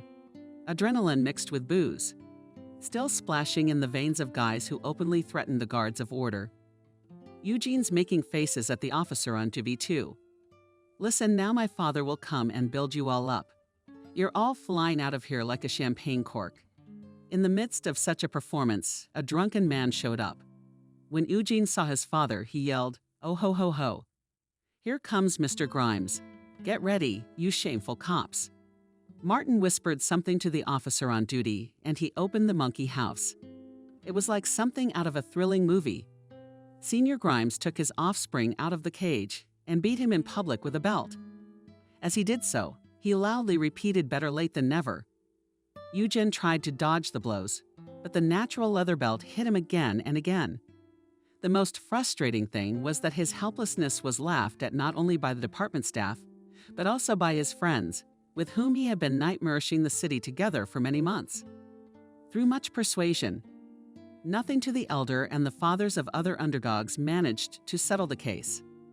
For a long time, the victim did not want to give in, but after a solid monetary compensation, all the same gave in. In order to teach his wayward son a lesson, Martin forced his son to act as a negotiator. Every day after school, the boy visited his wounded aunt in the hospital. He had to spend his pocket money on apples and oranges. Nina was a little shy at first, but did not refuse the guests. When I started to feel better, it turned out that she and her husband had been planning to renovate their apartment for a long time. But all lacked money, pocket money. A student for such a global event was clearly not enough, and Eugene had to bow at the feet of his father. Martin, with new dental implants, unbuckled the necessary amount, but he warned his son, "Let's finish the drudgery with this aunt. Otherwise, she'll be pulling money from us till the end. Let them give a receipt that we compensated her for the moral and physical damage." During the next visit, Eugene rolled out this condition, which brought Gennady to a state of tetanus. During this epic scene, Clara, the minor daughter of the victim, was present. She agreed to all the separation help. "Mom is dying." Of course, the entire staff also ran to this cry and wildly, rudely shoved her out of the ward. At first, the guy was even happy about this turn. Now that evil aunt would get off our backs. But Nina was not one of those who forget about unpaid debts. She showed up at the luxury village in a cab. She couldn't walk with confidence yet, so she leaned on crutches. The guards at first did not want to let the visitors in, but she began to scandalize. The elder Grimes had to resolve the conflict himself. As he approached the gate, Nina sang pitifully, "Martin, I thought you were a decent man. It's because of your son. I almost became an invalid. How can such callous people represent other people's interests?" Eugene's father immediately realized that this woman was extorting money. There was an election campaign looming, and Grimes' candidacy was on the list of people to prevent unwanted hospital action. He wrote her a check, but took a receipt. That was the end of the unpleasant story, and they soon forgot all about it. But a few years passed, and both of them had to remember the old conflict. "I had always had good health, but over the years it began to fail more and more often." Fearing a sudden departure, the man began to gradually hand over the business to his son. Eugene from childhood was accustomed to the idea that he was obliged to continue his father's business, so he quickly enough joined the business and even began to carry out some useful changes. The father was pleased with his son. The only thing that upset him was the prolonged bachelor period in his son's life. Many times he started a conversation with him on this topic, but each time wildly resolute cut him off. "Dad, and I'll decide when I get married. I'm not right for this step. When will you?"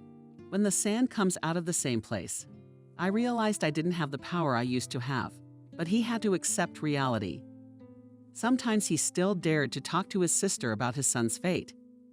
Several times they tried to introduce the boy to promising brides from good families, but Eugene immediately recognized their intentions. "You won't get anywhere with those methods. Even if you get a good girl, the mere realization that it was a setup would turn me away from her." Since there was no other method of marrying my son, Grimes continued to try to introduce him to the daughters of his business partners. Knowing his father's intentions, Eugene simply stopped coming to his father's house. After graduating from the institute, he settled in an old city apartment. On that winter evening, shortly before New Year's Eve, he was also relaxing at home in the company of friends. But Adriana 80 called. "We're in trouble. They took your father to the hospital badly. He collapsed during dinner. He was sitting there eating roast lamb, and suddenly he started falling over on his side. I was so frightened that I almost had a heart attack myself." Auntie said all this at once and asked Eugene to come as soon as possible. The young man rushed straight to the hospital, where he had a hard time getting permission to go to his father's room. The doctor tried to reassure him. "It's not a big deal yet. Your father's blood pressure spiked. His blood sugar's higher than normal, too. But it's stabilized now. He's resting." Eugene insisted. "I want to see my father. I need to make sure he's okay." The doctor gave in. He asked a young nurse to escort this gentleman to the 8th. The girl pouted her plump lips prettily. "Liam, if you mean Grimes, he's in our room. You told me to put him there." The doctor touched his pocket and then said, "Thank you, Clara, for the tip." Everything's slipping out of my head as I go along. I can't keep anything straight. The nurse smiled with the same charming smile and looked at Eugene. "Come on, I'll walk you out." Although the room for the selected patients was not luxurious.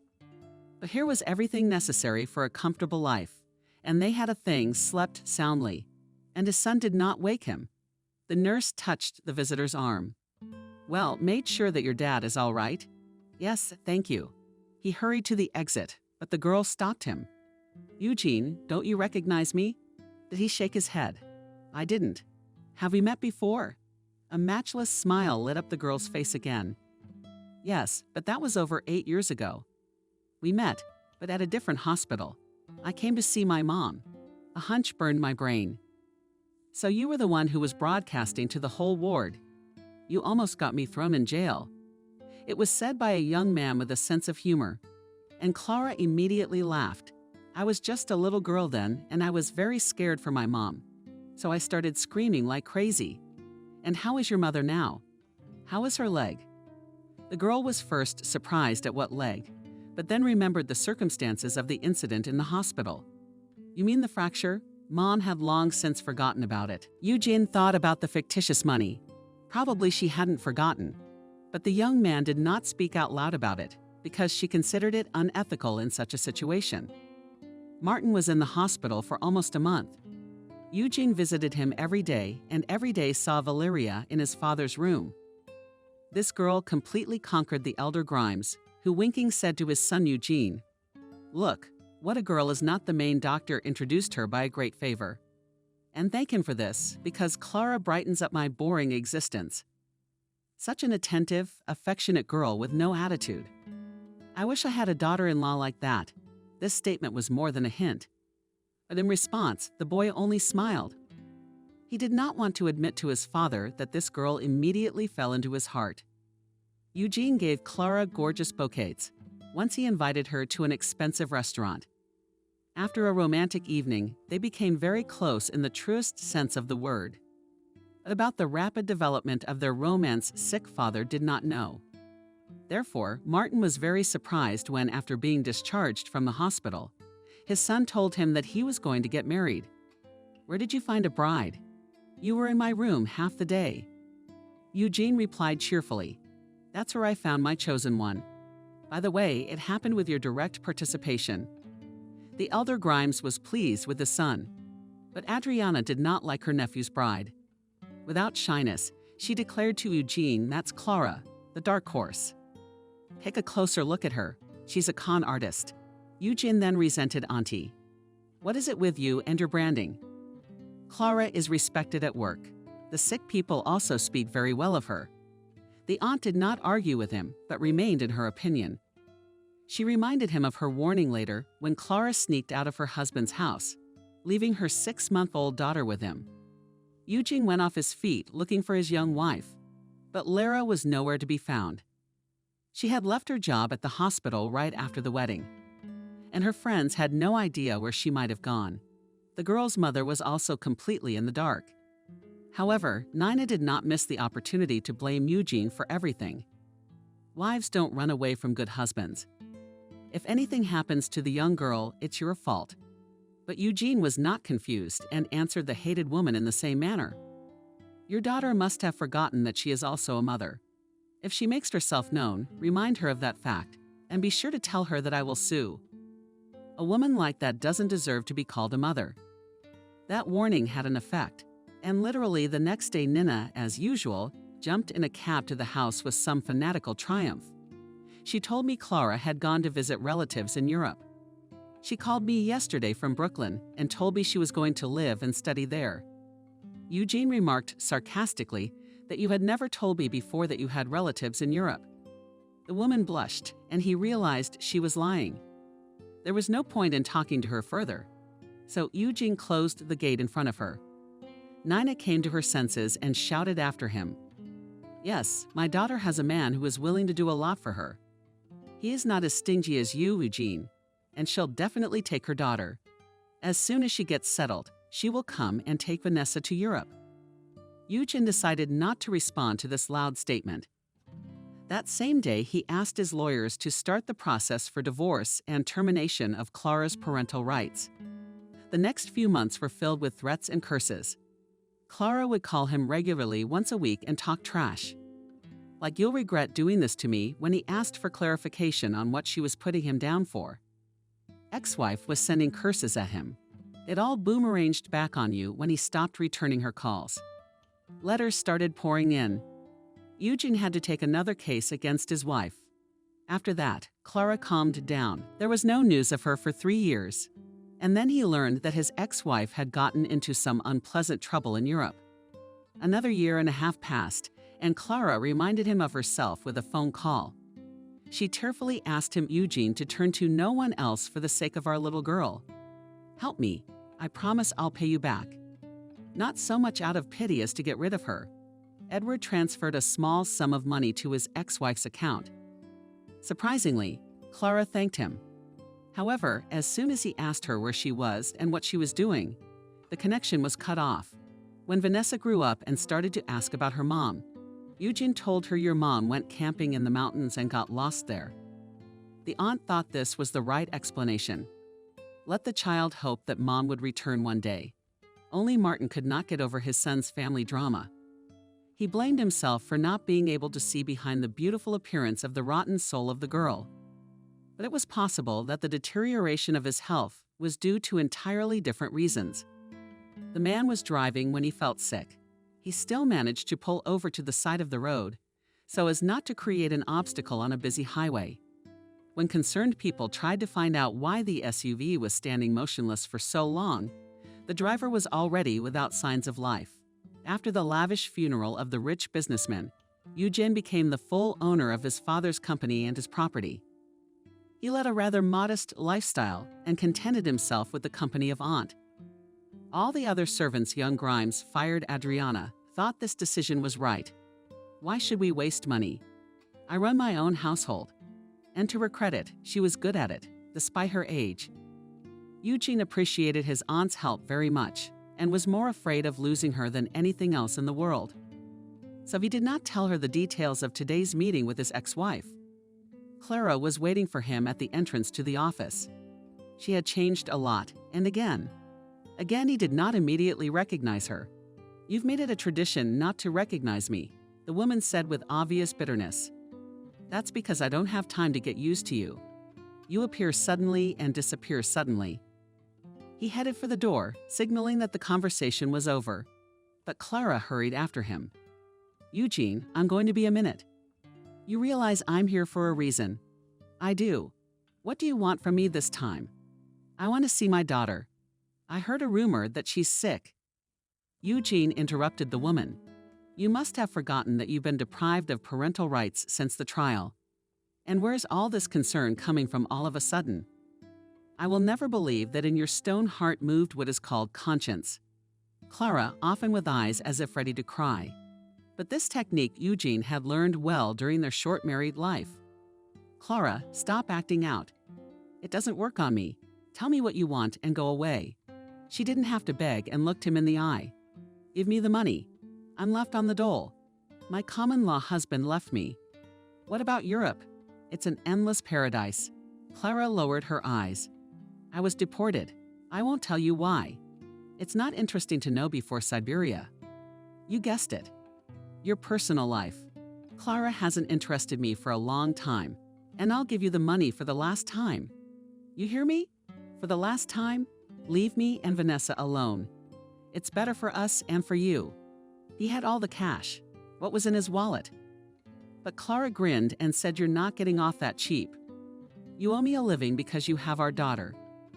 Eugene had to give his ex-wife a promise that he would give her the required amount. He took a long time to recover in his office and then wrote a check and invited favors. "Maria, I have a very delicate request. Make a card for these personal details through our bank." Favors asked, "Who should I give it to later?" Grimes handed her a notepad on a sheet of paper.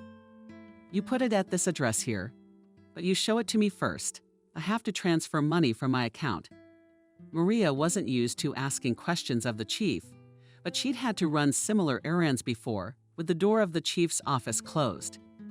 She whispered again this brew was pulling money out of him. The young secretary jumped up. "I'm sorry, I didn't hear you.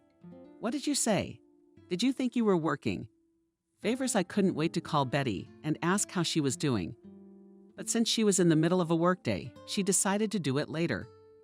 That evening, Betty was surprised when the owner knocked on her door warily. She thought Adriana had decided to cement their relationship with another cup of tea. But it was Eugene who entered the room. "I'm sorry to disturb you, Betty, but Auntie told me in confidence that you and Vanessa were going for a walk." The woman managed not to be awkward and as kindly as possible replied, "Actually, there is no secret."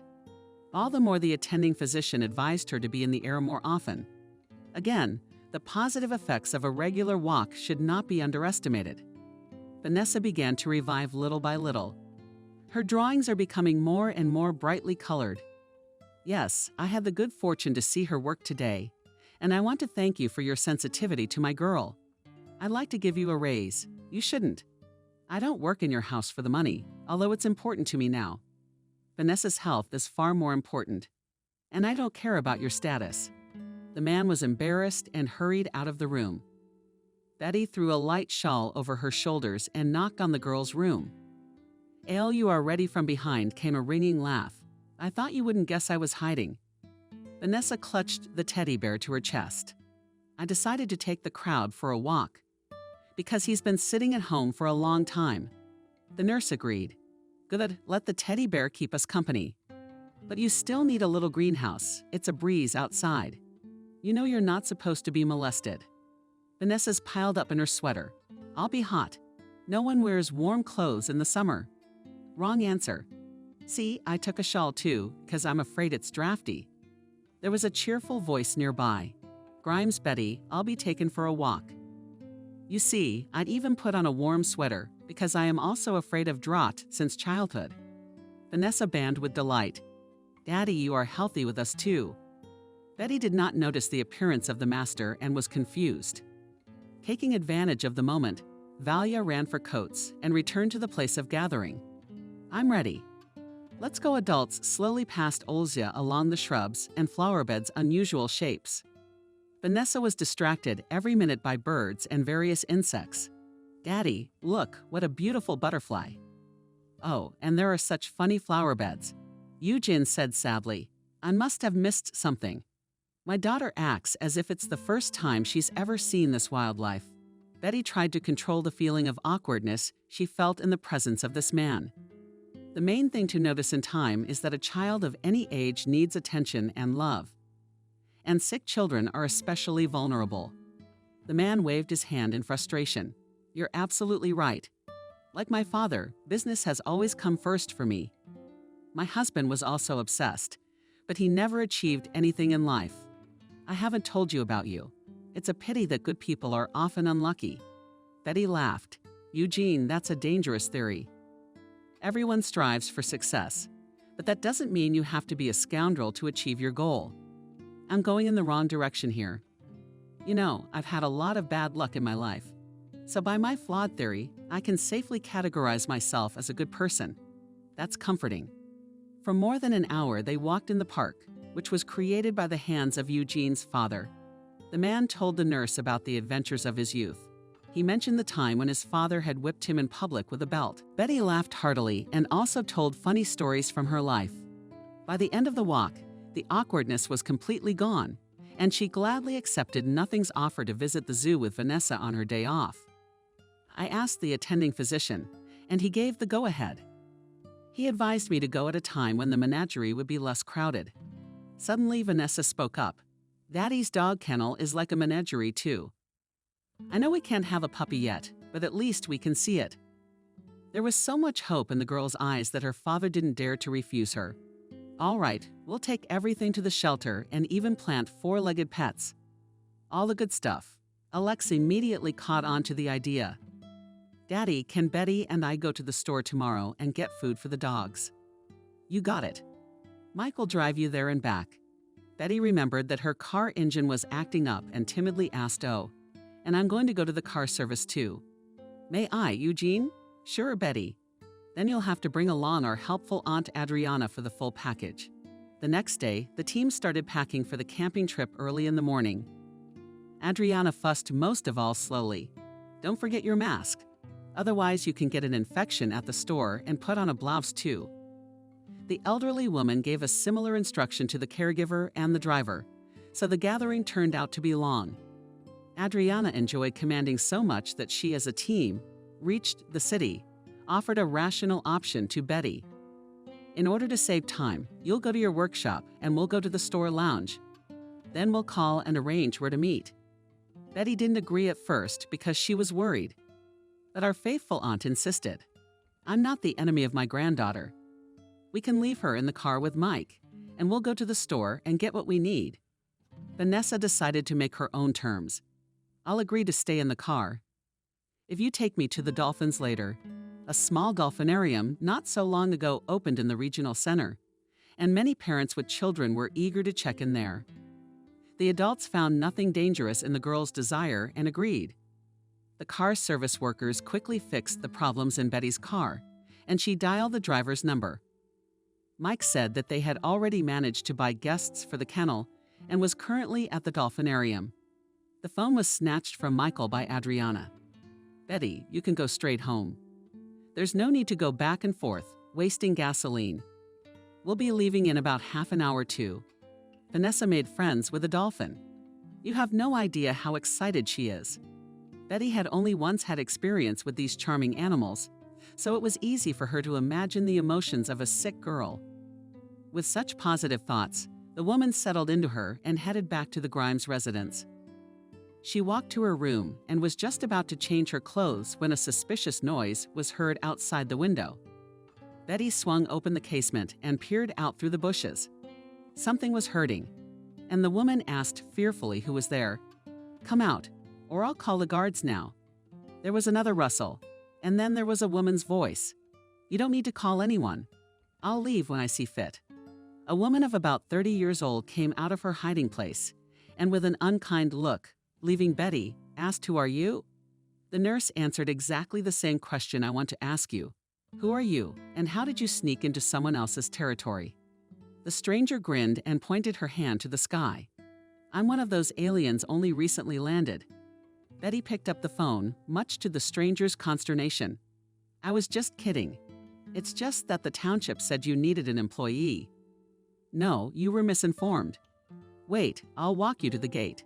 Just then Grimes's car pulled up, and the woman disappeared as quickly as if she could actually move through space without the use of special equipment. Just in case, Betty went outside and examined the shrubbery where the stranger was hiding. But she found nothing suspicious there. Grimes was surprised at the nurse's strange behavior. Betty, did you lose something? Did the wave of embarrassment wash over her again? No, I just thought there was something shiny. It happens. It's called optical deception. In the summertime, especially before sunset, you often see glints like that. But a closer look reveals that there is nothing there. This is how the rays of the setting sun play, so your worries are unfounded. Why did you tell me about your trip to the city? Betty talked briefly about the trip. I didn't have to go out. I stayed at the car dealership. Vanessa and your aunt went to the dolphinarium. They should be arriving any minute. Betty remembered the mysterious visitors when the owner had already disappeared into his office. Soon the merry company returned from their walk, and Betty rushed out to greet them. She was very anxious for the girl, who was taking her first walk for so long in months. Vanessa looked tired, but happy. And after dinner she went to bed herself. Eugene, however, was eager to continue the evening. He knocked gently again. Betty, I haven't bored you yet. No, not at all. Ollie is asleep. She had so much fun at the dolphinarium. Are you tired too? No. Then I suggest we continue this evening. She caught his gaze and felt herself blush in the man's eyes. Betty saw something more than the usual interest, although she realized that one must not cross the line that always exists between employer and mere employee. The desire to briefly feel happy again won out. It had been a terrific evening. The two of them admired the crimson sunset, which, after sunset, gently descended on the surface of the river water and floated into unknown distances. Grimes put his arm around her shoulders and said dreamily, "Perhaps such moments are the most precious in life, because they make a person happy. Betty, you won't believe it, but I have never experienced what is called happiness. I'm approaching 40 years old. I, too, can count on my fingers the days I felt happy. Eugene, we should get back. I'm a little worried about Vanessa. Adriana will be worried, too. Thank you for this wonderful evening." Grimes, like a gallant gentleman, kissed her hand, which came as a complete surprise. That night, she couldn't sleep for a long time. The businessman's kiss burned on her hand with fire, and his words about simple human happiness sounded in her ears. The news that the businessman Grimes marries a simple nurse quickly traveled not only the elite village, but also spread throughout the city. Representatives of the secular community were openly indignant, believing that such a status of a young man should not connect himself with the bonds of marriage with a housekeeper. But the commoners of the maid's estate treated this event with restraint. The guards and Misha's driver whispered quietly, expecting that they would soon be brought changes. Adriana didn't see anything wrong. When Anna dropped by her for a moment to find out more about everything, she philosophically remarked that fate itself guides a man. It is she who forces him to make choices, so it is useless to resist her. Of course, I don't know how it will be, but Betty is a good woman. Anna had a different opinion on the matter. Your Eugene could have chosen a richer, younger woman. This Betty is about 40 years old, and they looked at her passport. What does it matter how old she is? It's not age that counts in a family, it's understanding. Eugene has changed a lot. Lately, I don't even recognize him. He became interested not only in his business, but also in his home affairs. And he started coming home on time. Vanessa, how does she feel about having a stepmother soon? Adriana shouted at her former companion. Don't you dare say such words here. After all, it is only thanks to Betty that the girl has made a recovery. Although the doctors warn that the disease can still bring surprises. But we all hope for the best. Betty hoped for the best. But she was panic-stricken that everything would suddenly disappear one day and she be left with nothing. One day she told Marianne, with whom they had become friends in recent months, about her concerns. She was shocked by her confession.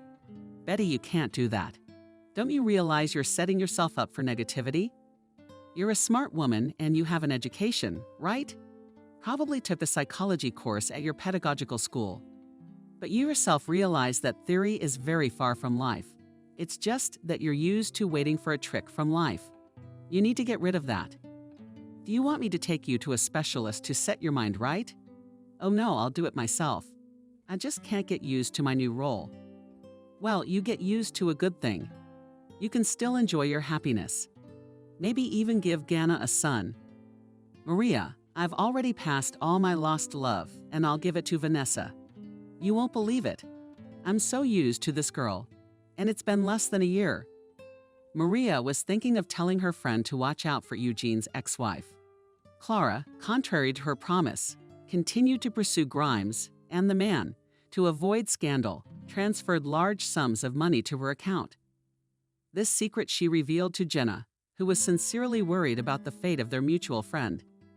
Jenna, imagine, it's on the Hulk does not give anything a break. Previously, she rarely appeared, but now strictly once a quarter requires money. Oh, we should warn Urka not to get into a puddle again. She won't suffer a catastrophe a second time. I wanted to tell her before the wedding, but I changed my mind at the last minute.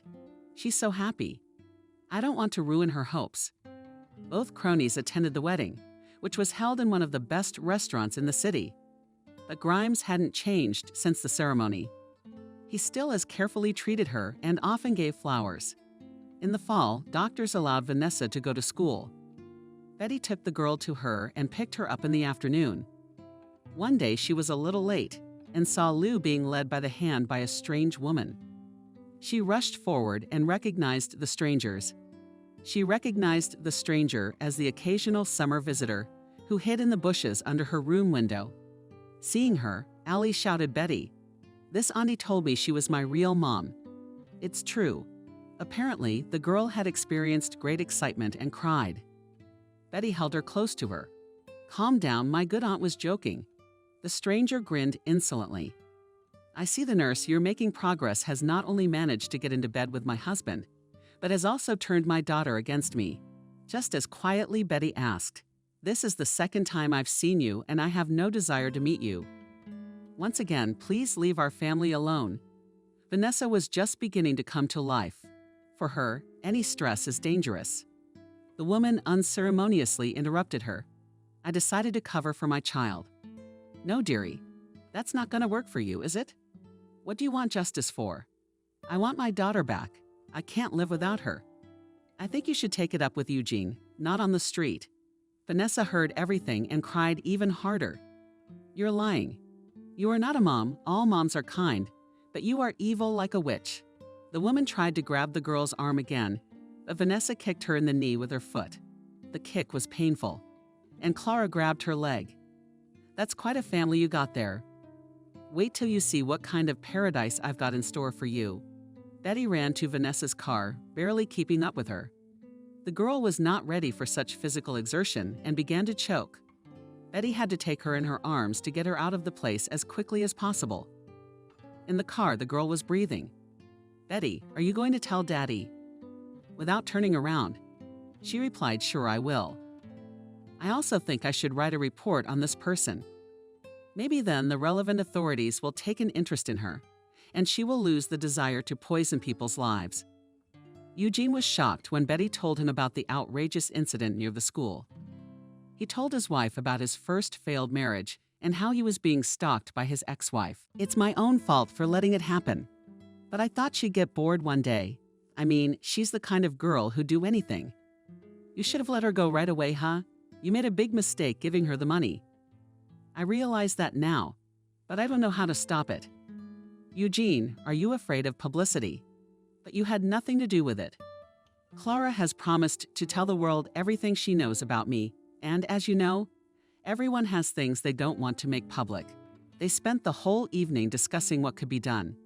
In the end, Adriana exclaimed, "You know, to me, the whole problem is not worth it. Clara is trash, and she needs to be treated like crap. What are you afraid of? Eugene? So they find out something about you and let you run your own business. You don't depend on anyone.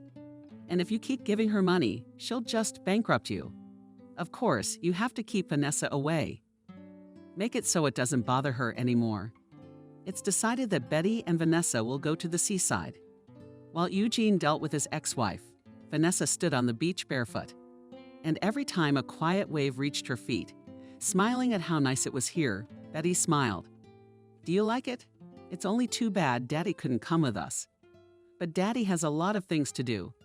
He will definitely come with us next time. She put her arm around the girl's shoulders and they looked at the sunset for a long time. But what? Sleep tonight and tomorrow morning at the sea from the very morning. Vanessa nodded. Eugene called every evening and told her the news. Yes, Betty watched the news herself. Clara had been interviewed several times, trying to sling mud at Eugene. But they had thought this point out in advance, and the reporters asked questions that were uncomfortable for Clara. The apogee was the trial, which finally took place over Clara. She was facing several charges at once, and Eugene offered to disappear from the city, from their lives, in exchange for her freedom. She had no choice. To accept. But when she turned to her ex-husband, he hissed, "You're going to regret this a lot." And he, frankly, already regretted it. Realized that the respite, if there will be, then a small. But he was sure he wouldn't get any more of his ex-wife's money. There were only 3 days left till the end of the vacation, when in the evening Eugene didn't call. Betty tried to dial herself, but her husband's phone was out of range. She didn't call Adriana, sensibly reasoning that if anything had happened, her husband's aunt would have called her immediately in the morning. The phone was still unavailable. Betty dialed over and over again, but the robotic voice kept repeating the same thing. She was about to call Arcadia. Vanessa walked into the room. "Betty, let's just go for a walk today. I saw the market there. We should definitely buy some souvenirs for Adriana's dad and grandmother." There must have been something on Betty's face that made the girl ask worriedly what was wrong. "No, honey, it's okay, don't worry. Sure, we'll go and buy everyone souvenirs." They walked until lunchtime. Then, when the heat got too much, they went back to the room to rest. Betty could hardly contain her excitement and decided that she would call Adriana Millionaire right away. "And where are you blown away?" Betty and Vanessa stopped like a dumbfounded man. In their suite, Eugene was sprawled out on the couch, Daddy Eugene.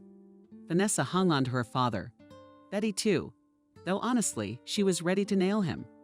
I mean, how can you have surprises like that? "I thought I'd surprise my girls. The girls have been out all day. I even got some sleep, and I missed you guys." With a glare from her husband, Betty realized his boredom was comprehensive. She was embarrassed, even though he and his wife were also on their last night out. Before they left, they walked along the beach, with Vanessa running ahead trying to find the prettiest shell. I look at her and I can't believe it. Only 2 years ago, she never talked about anything but the fact that she was going to die. And I wanted to die myself. Do you realize, Betty, that you got us all out? Betty smiled. I could say the same about myself. I didn't want to live until I found you. Eugene raised his hand, suggesting we go to a local restaurant. Let's celebrate both our departure and the fact that we found each other so well. Betty laughingly agreed. It took Vanessa about 10 minutes to convince her to take only a few shells and empty her pockets. For the first month after we returned, Betty even jumped up at night. She was so afraid of Clara showing up again that she was unwilling to settle down. Eugene, looking at his wife's tossing and turning, decided to hire a security guard for his daughter. It was only then that Betty calmed down a bit. Though at first she was just winding up the guard, reminding him how he should guard Vanessa. The girl felt great. Only regular visits to the doctor reminded her of her illness. The examination was quick, though every time before it Betty was worried, so she couldn't eat. "Vanessa, we are going to the doctor tomorrow." The girl grimaced. "Not again, but again. What's the matter with you?" "You know it's necessary so the disease doesn't come back." "Yes, I know." In the morning, Betty woke up with a sore head. She wasn't surprised because it was almost always like this before an examination. Eugene looked at her and shook his head. "Betty, I sometimes forget that Vanessa is not your own daughter. Here, forget it completely." The man pulled her to him. "I'm so grateful to Anna for leaving us at such a good time. If she had stayed, we would never have met you. Betty smiled slyly. I guess we would have met anyway. Vanessa entered the office. The first said hello. The doctor smiled. I see, young lady. You're quite the adult, even without an escort. Vanessa turned around in surprise at the door. Where's Betty? The girl opened the door and immediately saw Betty. She was sitting in a chair, pale as snow, and looking at the doctor in front of her, who looked out along with Vanessa, popping out into the hallway fast to the ceiling. Vanessa watched in horror as Betty was carried down the hallway. Her strength was only enough to dial her father's number. Daddy. We're at the hospital. Betty isn't well. She's being wheeled away on a gurney. Eugene yelled that he was coming. And he passed out. He hadn't driven like that in a long time. Every now and then he heard the honking, but he only pressed the gas pedal to the floor harder. There was only one thought in his head. Just don't let anything happen. I wish it were nothing. Eugene saw his daughter at once. Vanessa looked so lost. Daughter, what happened? Daddy, I don't know. We were talking, and then I went to the study. Daddy, Betty's not going to die. Eugene didn't have time to answer because the doctor stopped next to them. Nobody's going to die. You can pick up your mommy in half an hour. Eugene stood up, looked at him. What's wrong with her? Doctor, please, I'm allowed to tell the whole truth. Vanessa held his hand tightly, as if supporting the doctor, smiled. I wasn't going to hide anything from you. I don't know, your wife took her diagnosis very strangely. I have a feeling she's a little lost. Eugene wanted to shake the doctor, but why say so many unnecessary and superfluous words? You could just name the disease Betty has. And then Eugene would quickly think of what to do next. Apparently the doctor sensed Grimes' mood, so he quickly said your wife is pregnant. Of course, we're a different kind of hospital. But that's something we can determine. Apparently, the look on Eugene's face made the doctor question his adequacy. There's nothing wrong with you. Why do you have a seat? Eugene nodded, sat down, and only then looked at Vanessa. She smiled. Daddy, I'm going to have a brother or sister. Eugene seemed to let go.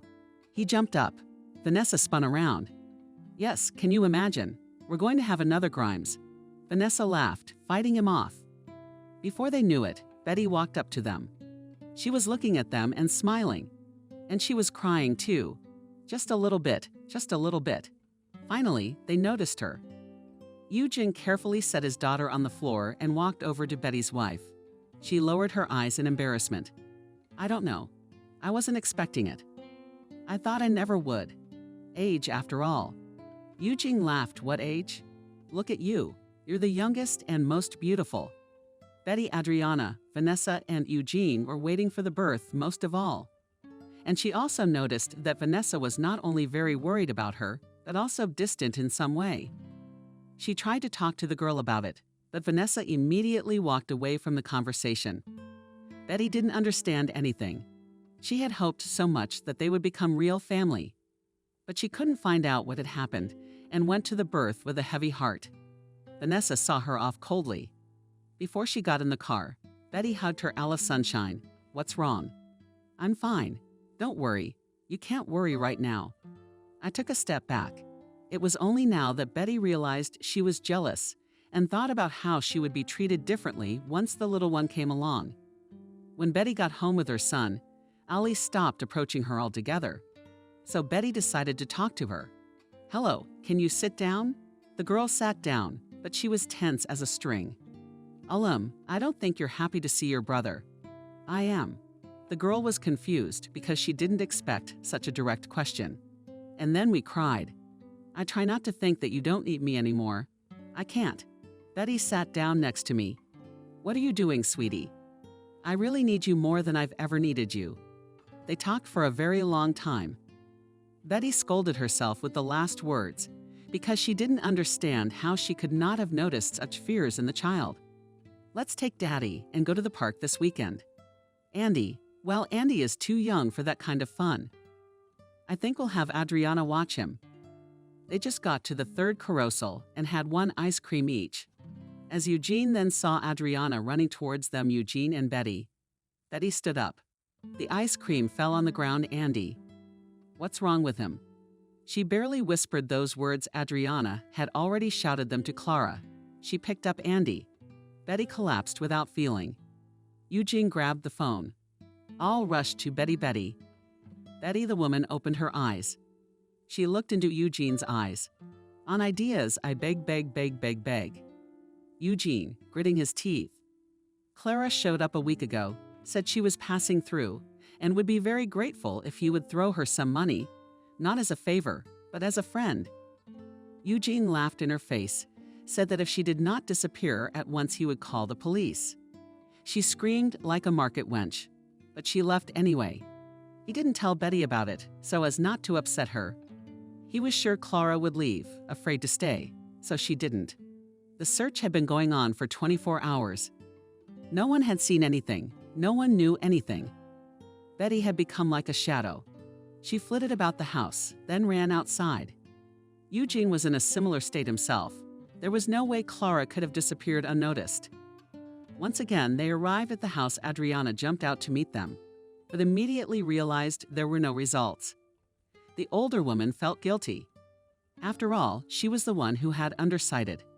She turned away from the stroller in her own yard for a moment. And then she saw Clara, who with a child in her arms got into the car. Adriana ran after her. She didn't have her phone with her, and the park was close. When the car disappeared, Adriana rushed into the park. The old lady turned around, then Tool, and wanted to go inside. When I heard that I'd trade your puppy for money. I'm sick of his whining. At the gate stood Clara. In one hand, she had Andy in the other barrel, which was pointed at the child. Her eyes were glittering feverishly. Clara is calm, and I will give as much money as you want. There was a car behind Clara. Eugene recognized the security guard who worked for them from the driver. So that's how Betty looked at Clara with crazy eyes. I'm going to interrupt you. If my son has been harmed in the slightest by you. Clara laughed. It's all your fault. If you hadn't come to work here, I could have come back. Ollie was crying quietly. Give me a little brother, please. Clara turned to her. Do you want to take the baby brother? Go get it. You're a brave girl. Alla took a step forward. Then another. She held out her arms. Betty said, Alla, stay away from her. But it was too late. The girl stood beside her birth mother. The latter handed the child to Vanessa and laughed, pointing the barrel at the girl. But now you can claim all the money. You don't feel sorry for your hubby and give all the money for them. Eugene waved his head. No, I'm not. Let them go and I'll give you everything. But no, I don't believe you. The money first. Betty saw that Vanessa had stealthily taken 2 steps to the side. A couple more steps and they would be able to block her. But Clara saw it too. But here the little shit. She threw down the barrel and Betty jumped on top of her. The women went down. The last thing Betty heard was Vanessa screaming and gunshots. How quiet and good it felt. Betty is floating in some kind of boat. It's a beautiful sunset. She'd seen a sunset like this before. And it was at the sea when she and Vanessa went to the sea for the first time after her illness. Where Vanessa and Andy were. But now Betty just knew they were there, and there was no worry. How good it is when nothing hurts, neither heart nor soul. She was ready to bob on the boat all her life, if only she could feel as good as she did. Mommy, Mommy. Betty wrinkled his nose a little. Someone was trying to disturb her peace of mind. Why would she feel so good? But the voice was insistent. A sort of uneasiness began to appear in her heart. She was really bothered by that voice. She tried not to listen, to cover her ears, but the ringing voice swept away all obstacles. The boat rocked. All around her the waves rose fierce, and Betty was carried away. It hurt her heart, and for some reason in her shoulder, and I don't know which pain was worse. Mommy, please come back. We're so sick without you. My hand was burned by something hot. Betty was scared. It was tears. Vanessa's tears, and the voice is hers too. She calls her Mommy. The nervous tension was building. How many times had she and Eugene talked about this topic? Betty had said she really wanted to be Vanessa's mommy, but if the girl couldn't call her that, she wouldn't ask, much less insist. And Vanessa, no matter how close the relationship between them was, would always call her Betty. Betty was thrashing around. She could hear Vanessa, but there was no way she could answer. She had to answer because her little girl was crying tears like drops of fire, burning her hand. "Don't cry, it's okay." Vanessa froze. Was she imagining it? No. Betty lifted her eyelids with difficulty. "The doctor's daddy." Eugene sat in the chair and swayed. "Andy, well, for a week now, they come here as a family and sit by Betty's bedside." Valerie, of course, had been curled up right away, but Betty's injury was very serious. She underwent 2 surgeries, but never recovered. The doctors gave no prognosis, and Eugene tried not to think about the bad. When they left Betty, they first went into the neighboring ward. There Adriana was lying there after a heart attack. The whole business had been left to Maria Favors. In general, Eugene decided that when he returned, he would offer his press secretary to be his deputy and director. Because if it wasn't for her every day, she sent what she needed to take to the hospital. She wouldn't release anything from hygiene products to partner negotiations. The doctors kicked both Eugene and Vanessa out of the room. The girl was breaking down into sobs. "Daddy, say it's going to be okay. Say, Daddy." And he answered, "It's going to be all right. It's going to be all right. It's going to be all right." How could he possibly want to believe that? "You can come through, but not for long. Betty needs a lot of sleep now." Eugene slowly stood up, looked at his daughter, then at the doctor. He smiled. "Your heroine is awake. I don't know what happened, but she just woke up." Betty asked her husband to lay down next to her. Tears slowly rolled down her cheeks with her hand. She held Vanessa lightly against her. "You, Mom. If you knew how long I've waited for this," she was crying too. Eugene was kneeling by the bed and his tears were flowing. "Woman, are you crazy? You can't get up, let alone walk." The family idyll was shattered by the loud voice of a nurse who tried to stop someone from entering the room. And then they heard Adriana 1 million in the left voice. "I need to get in there. Are you hiding something from me? You're not treating Betty well enough." The door swung open and Adriana appeared on the threshold, pushing a wheeled drip in front of her. Betty was the first one who couldn't stand it. She laughed a little audibly. Then Eugene. The picture really was like something out of a comic book magazine. A shot of Adriana tangled up with tubes, IVs, the tripod swinging gently, and a terrified nurse who just didn't know what to do. Following her father, Vanessa laughed, and even Andy smiled in his sleep.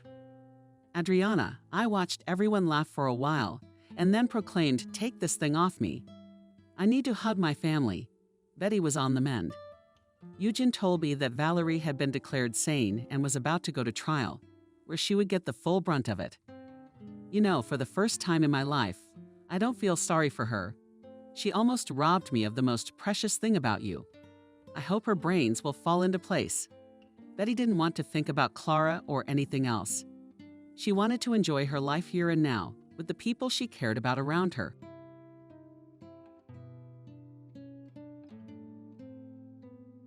Subscribe and click the bell. The apartment was abuzz with pre-wedding bustle. The happy bride put herself in the hands of her bridesmaids and watched in the mirror the last preparations before leaving for the wedding ceremony. "Nora, you are going to be the most beautiful bride." Helping to put on the dress, one of her friends spoke. "Such a gorgeous dress." Another remarked, "It must have cost a lot of money, right?" "Yes," blushing with pleasure, the bride replied. "Edward told me not to save money and to choose one I liked. I couldn't resist and bought this. It fits you perfectly. It looks like it was made especially for you. It really accentuates your figure. It makes you look like a queen. When I get married, I'll buy one just like it. The fit and the fabric are beautiful. You have great taste, Nora." Nora was looking at herself in front of the mirror, her blue eyes shining. Her lush dark hair had been skillfully styled by the hairdresser's hand into an intricate style. "You're lucky to have a fiancé," sighed one of the girls. "And where do such men come from?" "One is an alcoholic, the other has money, but he's so stingy. He's lucky to have me." Nora laughed, pleased with the effect on her friends. "Please straighten the hem, there are some creases. Oh, girls, suddenly she realized. Give me the necklace quickly. I almost forgot it. Ah, opening the box, admired her friends. It's fabulous. Nora, it is wonderful and looks so beautiful on your neck. You could be on the cover of a fashion magazine right now. You and Edward will outshine all the other newlyweds today. I'm so happy. Nora was glowing. Edward, he's so wonderful, and I love him so much. But it took him too long to marry you, and I don't know why he took so long. I knew right away you two would make a wonderful couple. You even look alike. That's the first sign that you were meant to be together. At least we've tested our feelings, and now there's no doubt that we're meant to be together. We have our whole lives ahead of us. In the matter of marriage, rush is not necessary, so that then do not regret, and do not run a year later in the institution of marriage, only already divorced. At that time the door opened and Margaret came into the room. Mommy, look at me. How do I look? Nora walked around the room, letting those around her admire herself. The girls were doing their best. It's wonderful. How beautiful you are. The woman brushed away an unsolicited tear. I can't believe you're getting married. It seems like only yesterday you were a baby, and today you're already a bride. How quickly you've grown up. It's pathetic. Mom. The daughter came over and hugged her mother tenderly. I love you very much. How Father was happy for you. The woman sneezed. He has already been with us for 2 years, and still in my head does not fit that I will never see him again. I'm sorry, dear. I've upset you. I shouldn't have brought him up on a day like this. You've got a wonderful event coming up. Let's stop talking about sad things and enjoy it. Come on, Mommy. I miss my father very much. He's always in my heart. Nora confessed. I miss him too. I know how hard it is to lose someone you've lived with all your life. He was a wonderful husband and father. Today he would take me to the wedding reception. Yes, we have raised a beautiful daughter. It's a shame he can't see that. Margaret smiled through her tears.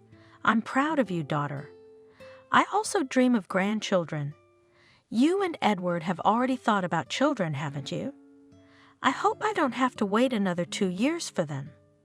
Oh, wait. She looked at her daughter questioningly. Where is Edward? Why isn't he here? We have to leave now. Call him quickly. Where is he? I hope he'll meet us at the wedding venue. Edward? Nora was glad to hear her fiancé's voice on the phone. Edward, can you hear me? Where are you? The girl angrily interrupted the conversation. She couldn't hear anything. There was some noise in the receiver. It sounded like cars passing by. That's good. The mother was nervous, punctual by nature. She hated those who were late. So we're on the road, no reason to panic. I hope she doesn't get stuck in traffic. Oh, come on, Mommy. He just got a little out of sync. The bride stood up for the groom. You know his work takes up a lot of his time. Something urgent may have delayed him, but he'll make it. What work? It's not what he has to think about right now. You're having a wedding, too. Margaret sighed. They didn't want to have a traditional wedding. With a bride price and contests for the groom, it would have been fun, and the mood would have been festive. You know what kind of wedding my father and I had? The whole yard was celebrating. Something to remember in my old age, but what did you do? My dear Mommy, Nora hugged her mother. It's not fashionable now, you know. People are all busy. They don't want to waste time on old-fashioned rituals. What's the point of all this? What's all this fancy? Mother shook her head reproachfully. Just meet at the marriage ceremony. You are now together for life. It's such an event. Don't be angry, dear. We are not 18 years old. We're adults, modern people. Why do we need these contests, posters, shouting? You also advised me to put a doll on the hood. It's the 21st century. Suddenly, there was an audacious knock on the door. Here comes Edward. With a triumphant look at those present, the bride announced. "No, no," waving her arms, Margaret shouted. "Don't you dare come out. It's bad luck to see a bride in her dress before the wedding. Listen to your mother, Nora." "Don't go out to him?" "Mother," Nora laughed. "What is this relic of the past? Harry?" The smile slipped from her face. "We're ready to leave now, but I can't get Edward on the phone." "Have you talked to him lately? Do you know why he's late? He wouldn't pick up his cell phone, and now he's disconnected." Nora, with admiration, looking at the flushed girl, the man said, "You are amazingly beautiful today. I'm sure you will outshine everyone at the wedding. My heart almost stopped when I saw you. You're dazzling in that dress. I envy Edward." "Madam," he bowed jokingly, "the carriage is ready. Please follow me." The man bent his arm at the elbow. Nora took him under her arm and followed him to the car. "Don't worry about him. Don't overload your pretty head with non-existent problems. Maybe something happened to his phone. That's why he's not answering. I'm sure he's waiting for us at the wedding reception. You should be nervous. Edward can't be late for his own wedding. He's been looking forward to this day. I hope he has. I'm very nervous." "Nora?" Suddenly one of the girls shrieked. "The bouquet! We almost forgot the bouquet." "No." Terrified, Margaret shrieked as the young woman prepared to return to the apartment. "Don't you dare come back. It's bad luck. Girls, someone take the bouquet. When you leave the apartment, be sure to look in the mirror." "Mom," Nora sighed. "What kind of prejudice is that?" Together with Harry, she headed for the car. "Nora," the girlfriends and Margaret followed. "We're coming to get you." "Don't panic. There's still time to register. Everything will be fine. You'll see in half an hour, this little misunderstanding will be resolved." Expectations were not justified. Among the gathered bridegrooms, the groom was not present. They were approached by friends who cheered the bride. "Nora, you are unbelievably beautiful, and your outfit is so gorgeous. Are you upset about something? Where is Edward?" Tears welled up in the bride's eyes. "Why isn't he here yet? We thought he was coming with you." "Don't be upset." She was being comforted from all sides. "It's still 15 minutes before the ceremony starts. He'll definitely come, you'll see. He can't leave you just before the registration, can he? Edward is not capable of such meanness. Let's wait, in case something's wrong. He'll come and explain everything." "Oh, I don't like this." Margaret was nervous. "Call, where did he disappear to? We can't go after him, can we? It's embarrassing. The groom didn't show up at the wedding. He disconnected the phone." Nora said confusedly, listening to the perky female voice of the answering machine. "I don't understand. What's going on?" "He couldn't have turned off the phone." Her friend reassured her. "The battery is probably dead. You know it happens. Or did he change his mind about marrying me?" There were tears buried in her wedding dress. "Don't make this up, Nora. Edward couldn't do that to you. If he's not here, then something serious must have happened." What could have happened? How hard would it be to just call and tell him he was running late? How can he warn you if he's in trouble? God forbid. He'll be here any minute. But as time went on, Edward didn't show up. Finally, another happy couple came out from behind the door. Nora. The girl was surrounded by her friends. "We should go. It's our turn." "Where's Edward?" "What happened? When was the last time he called you?" "How could he?" "That doesn't sound like Edward. You two didn't have a fight the night before." He couldn't just not come to his own wedding, could he? It can't be. He's crazy about you. Leave her alone. Can you see that the girl is upset? Margaret hugged her crying daughter. We don't know what happened to Edward. We're at a loss. The phone is off. Can't anyone tell us what happened? Why didn't he come? Harry, we all turned to the man. You're friends with Edward, aren't you? Come on, what happened? Why was he so mean to Nora? Did he say anything to you? Think back, Harry. Humiliating, Nora looked at him. Tell me honestly, did he change his mind about getting married? Did he just run away from me? Scared? You confide all your secrets to each other. Surely you must be guessing where he is. Please tell me. I don't know what to think. If you're offended, I don't know why. We didn't have any problems last night. All we talked about was the wedding. Nora, I swear he didn't tell me about his plans. I called him a few times, too. His phone's disconnected. He didn't say anything about not coming to the wedding venue. There was no hint that he had changed his mind or was at all hesitant to marry you. We saw him yesterday afternoon, and he was content and happy, looking forward to the wedding.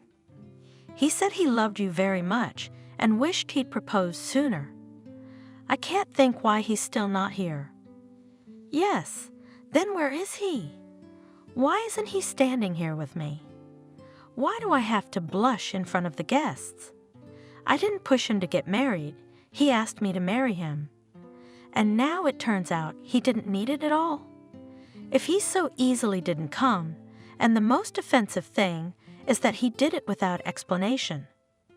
What a position he's put me in, and on my wedding day. I don't recognize Edward, or do I not know him well? Nora, calm down. Margaret stroked her daughter's shoulder. Things happen in life. A guy gets nervous, he backslides, who doesn't? It shouldn't have happened to me, Mom, you know?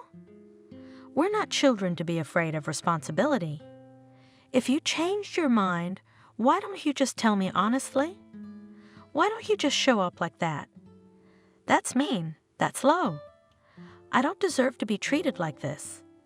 Nora, Harry was frantically thinking of what to do, what to say to calm the offended bride. I'm sure Edward will be able to explain everything. We just have to wait for him. We'll all calm down and be patient. Tell me, the girl attacked Harry.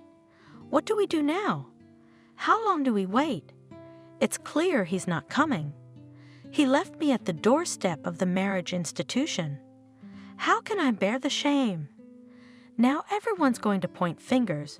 You abandoned girl. I wonder what he's doing, while I'm standing here like a fool waiting for him. And tomorrow the whole firm will laugh at me when I show up at work. Pull yourself together, please. Let's be logical. He couldn't have left you. It's as clear as day. I think something happened to him. Shit, shit, shit. Edward was nervous. I'm so screwed. I'm so screwed. How could such a stupid situation happen to me? He stretched his hand up, hoping that a miracle would happen and the phone would catch the network so he could call Nora and explain. You'd have to get stuck in an elevator on the day of your own wedding. Can you imagine what's happening to Nora? But it's not my fault the elevator broke down and the repair crew is in no hurry to get me out of here. I wonder how much longer I'll have to stay here. He dialed the dispatcher's number. Girl, honey, do you realize that I have to get out of here as soon as possible? How long do I have to wait? Are you gonna do anything about it? Listen to me. A woman's voice on the other end of the line answered him indifferently. Stop calling. This is the 5th time in the last half hour you've dialed the control room. You're wasting the line. I told you very clearly, the master will come when he can. What's not to understand? Your situation is not so critical, and in the next house stuck mom with a baby in her arms, and her first priority we must save. Is that clear? Just wait. It's not my fault that elevators are always breaking down, and the master is one for several houses. Nothing will happen to you if you stay in the locked cabin a little longer. My situation is critical too," shouted Edward. "My fiancé is waiting for me at the wedding reception. The guests, the table in the restaurant is booked, and I'm stuck here, though I should be putting a ring on my beloved's finger. Do you realize that by your grace, the family is ruined before it's even born? She's not gonna believe I'm stuck here by accident. Imagine yourself in her shoes, have some compassion. You've got to think of something like that." The dispatcher said angrily, "It's his wedding. They could have come up with something more original." "You don't believe me?" The man was indignant. "If my fiancé leaves me, it will be on your conscience. You have no heart. Stop occupying the line. I cannot jump above my head. As soon as the master is free, I will immediately send to you. But in the meantime, be patient." "Wait," said the woman and hung up. "That's great." Annoyed Edward banged his fist on the elevator wall. "It's the worst thing in the world, waiting and catching up. I hope Nora will understand and forgive me for being stuck here. What if she thinks I'm a coward?" He clutched his head with his hands. "I'm so screwed, I'm so screwed." Guilt-free. Some more time passed, and suddenly the elevator came to life and moved. "Well, recluse, come on out." The elevator doors opened, and in front of Edward was an elderly smiling master in special clothes, with a tool case in his hands. "Sorry, brother, I couldn't get you out earlier." Edward stormed out of the booth, nearly knocking the man to the ground. What a freak! What's he doing running like that? The foreman shook his head disapprovingly. So what if he sat in the elevator for a while? The world didn't collapse. The unhappy groom dialed the number of the cab. "To the wedding reception," he said as he got into the car. "Are you late for the wedding?" Looking in the rearview mirror at the young man, in a strict suit with a boutonniere on his jacket lapel, the driver asked, "You're already late." Edward said bitterly, "I'm afraid everyone's already gone. Listen, friend." He turned to the driver. "Wait for me." "All right, but don't take too long." The unmarried groom flew down the stairs in one fell swoop and burst into the wedding hall. "Where is it?" he asked and hesitated. "What do you want?" tiredly asked the woman, collecting papers from the table. "Everyone went away who wanted to be married, and you were looking for whom? A bride?" Edward waved his hand hopelessly and went to the cab. On the way, dialing a friend's cell phone number. "Harry, where are you?" "Edward, at last. Where have you been?" "I'll tell you later." "Where's Nora?" "Well, we're at the restaurant, celebrating a wedding, so it's not a waste." "Whose wedding?" The man got in the car. "Drive to the restaurant." He told the driver and gave the address. When the man entered the hall, the guests immediately quieted down in anticipation, looked at each other, whispered, discussing the appearance of the long-awaited groom. "Nora?" A friend touched the young woman's arm. "Edward is here." "Oh my God!" Nora splashed her hands. "Look who's here!" "Edward, you're just in time as always, and we've been waiting for you." "Daughter," her mother warned her. "Stop, don't make a scene. First find out why he was late. Let him explain. I hope he has something to say for himself." "What's the matter, Mommy?" "Why do I need a scandal? Why spoil the party? Come in, Edward. You'll be a guest at our wedding." "What are you talking about?"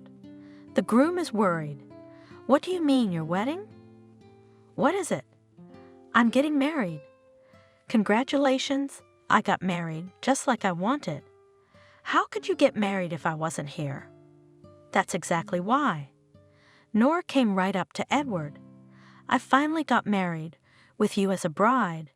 I'd have had to wait until I retired, and I was tired of waiting for you." "Wait a minute." Nora squinted angrily. "Let me see. How many times have we postponed our wedding?" 3 times, because Edward wanted us to, and he always had a very convincing reason to say no, and now he's finally decided to make me happy. Everything seemed ready for the long-awaited event. The bride circled the hall. The guests are invited. The wedding is scheduled. The restaurant is booked, and suddenly interferes with His Majesty of Chance. The groom did not show up at his own wedding. Ay, what a nuisance. The bride is weeping. The guests are perplexed. What scandal? Wait. Edward tried to stop her, grabbed her by the arms, turned her around. I can explain everything. There was a funny situation. I got stuck in the elevator. Honestly, I can even bring a certificate from the dispatcher. It's a completely stupid story, like in the joke. And I don't want to hear it. Nora broke free of her ex-fiancé's grip. "You think it's funny? Let's laugh together. We have a party, guests are here. Tables are booked. We can't waste the good." "Friends," she addressed the crowd, who froze, not knowing what to do in such a situation. "Let's help ourselves. Everything is paid for. Smile. Toastmaster, invite guests to the table. I want to drink. Why don't we postpone the wedding?" Edward tried to stop Nora from going wild. "I swear, this is definitely the last time. There's no need to reschedule. I got married. And conveniently, I didn't even have to change anything, just the groom's name." "To whom?" Edward stared at her, dumbfounded. "To your best friend Harry. So the wedding took place, Edward, but without you. As you can see, there are no irreplaceables." "What are you talking about? How could you marry him if you were going to marry me? Are you talking out of spite to me now? I understand, and I'm not even offended. What right do you have to take offense at me?" "I didn't leave you, you left me." "I didn't dump you, Nora. I love you." In despair, Edward didn't know what other words to use to convince his fiancée that it wasn't his fault. "I've decided I've had enough, and I've married Harry, darling." She took the man under her arm, pressed herself against him. "Tell my ex-fiancé we married you? So this isn't a joke?" Boiling Edward. "You just marry the first guy you meet to spite me." "Harry's not a first mate. He's been in love with me a long time, and he's always there for me, unlike you. Get lost. You're not welcome here. Honored guests, let's keep the party going." "Harry," is she joking? Edward looked at his friend confusedly. He was silent. "I don't believe it. You couldn't do this to me." "I love you." "It's the resentment in you right now." "Yes, I postponed the wedding several times, but not because I doubted my feelings for you, but because I was afraid of losing my freedom." "Edward, what's the matter?" "You're free. You're free from your obligations, from me, from having to get married. No one's going to restrict your rights if that's what you're so afraid of. I'm gonna have a man by my side who's not afraid of responsibility. He didn't have to think about whether or not to marry me. He didn't have to wait, check his feelings, talk about his lost freedom. He went ahead and married me." "Harry?" Edward turned pale and looked at his friend. "I didn't expect you to be so mean. We've been friends since we were kids. I never thought you could do this to me. I was just supporting Nora." The man replied to his friend's attack. "I couldn't do otherwise. Seeing her deceived, humiliated was beyond me. And then something happened that no one expected." Edward swung and drove his fist into Harry's face, causing him to fall, his nose bleeding. "What have you done?" Nora shrieked, rushing over to Harry.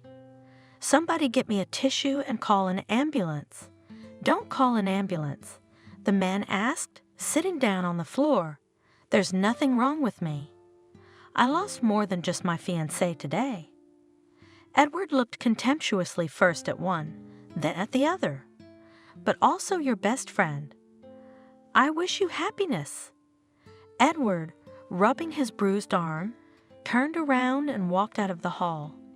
He didn't remember how he had gotten to the street. He walked swaying, as if drunk, unable to make out the road.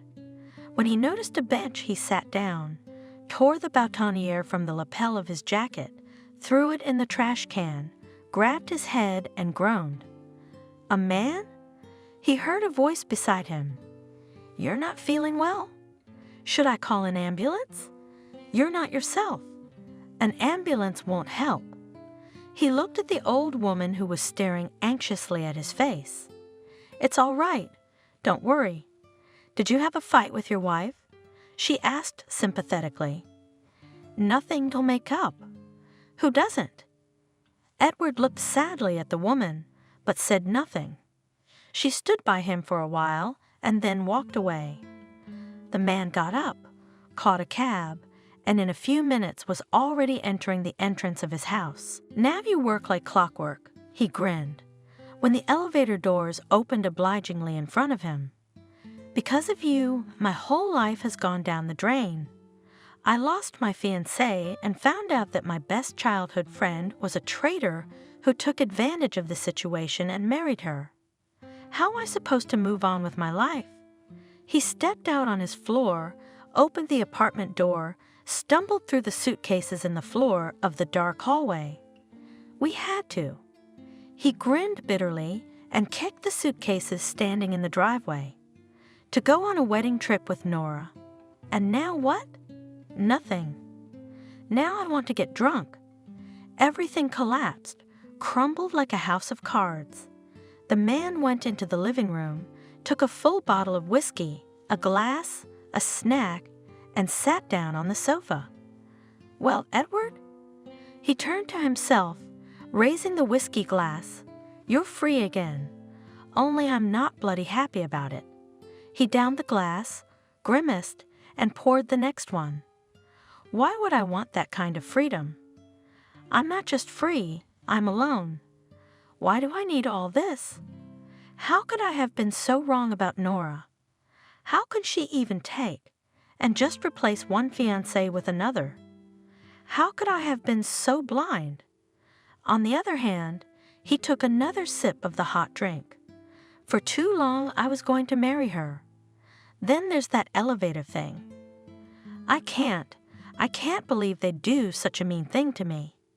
But they did, didn't they? How am I supposed to go on? I don't understand." He closed his eyes, the empty glass fell out of his hand, and Edward fell into a heavy sleep. In the morning, Nora was awakened by the doorbell. Disheveled, her eyes reddened with tears and sleepless night, she grudgingly went out into the hallway and opened the door. "Hello." Harry was standing on the doorstep. "I'm sorry I'm so early. I couldn't help but come over." "Hi." Nora stepped aside to let him into the apartment. "How are you?" "I'm sorry. I asked a stupid question." He was embarrassed. "I'm hanging in there, as you can see, still alive. Any regrets about yesterday?" "I don't know." She wrapped herself in her robe. "I just wanted to check up on him. I was expecting him to make a scene, to yell, to be indignant, but he believed that I could cheat on him. You saw, he hardly ever swore. Do you understand? He had no doubt in his mind that it was true. And I was stupid, expecting him to meet me at my house and beg me to forget everything, to start again. Or at least call me, but nothing happened. He didn't come, he didn't call. I'd even felt like he didn't care, just walked away. It turns out he never cared about me. Married is good, not married is good. One less thing to worry about. The shame is not that he was late to the marriage ceremony, but that he believed in treason and did not even allow the thought that I deliberately invented everything. You're wrong. I'm sure Edward is very upset about what happened. You're his most precious possession. At least that's how it always seemed to me. I was wrong when I thought he loved me. I imagined that we'd be happy, that we'd be together forever, that we'd make a perfect couple. I pictured in my mind what a good father he'd be. I made plans for the future. God, she covered her face with her hands. How stupid and naive I was. I should have forgotten about him the first time he moved up the wedding date. He said it was temporary, that he was having some problems at work, and he didn't want them to mar our married life. But it was. I know what I'm talking about. Then he postponed the date again, explaining that he was offered an extra job and he wanted to earn more money for our wedding, and a part-time job would not be superfluous, and I believed again. The girl smiled unhappily. You should trust him. You shouldn't have. You should have run away from him then, so that you wouldn't be in such a stupid position now. It doesn't make any difference now, though. She fell powerless into silence, her hands on her knees. Her blue eyes were faded, and the life seemed to have gone out of them. She shook her mop of dark hair. Maybe it's a good thing it happened this way, and I can see now that he doesn't love me. But how am I supposed to live now? I don't know. He was the best thing for me. No one else? I never even thought about. It all happened so fast. Even in my wildest dreams, I couldn't imagine that we'd ever break up with him. It's a shame. Harry said with a sigh, that you love him and not me. I would never have betrayed you. I'd have broken myself to pieces, but I wouldn't have let a single tear fall from your beautiful eyes. You're a very good friend. I'm sorry. Nora looked guiltily at Harry for dragging you into all this. I said the first thing I could think of, just to spite him, but I didn't think he'd believe it. And then he came at you with his fists. She put her hand to the man's cheek, which had a bruise on it. Did it hurt? I'm so ashamed of Edward. So easily and simply doubting you and me, it hurts. I will never forgive him. Nora. Harry took her hands in his. I'm always here for you. If you need help, remember, just call me. I'd do anything for you. Anything you want, I'll do. You know how I feel about you, don't you? Harry, you're so good, but I love Edward and I can't help it. So what's next? If he doesn't call, are you just going to suffer? I'll go. She stood up resolutely. I'll talk to him quietly, explain everything. I think he's already realized that he made a mistake, but he's afraid to admit it.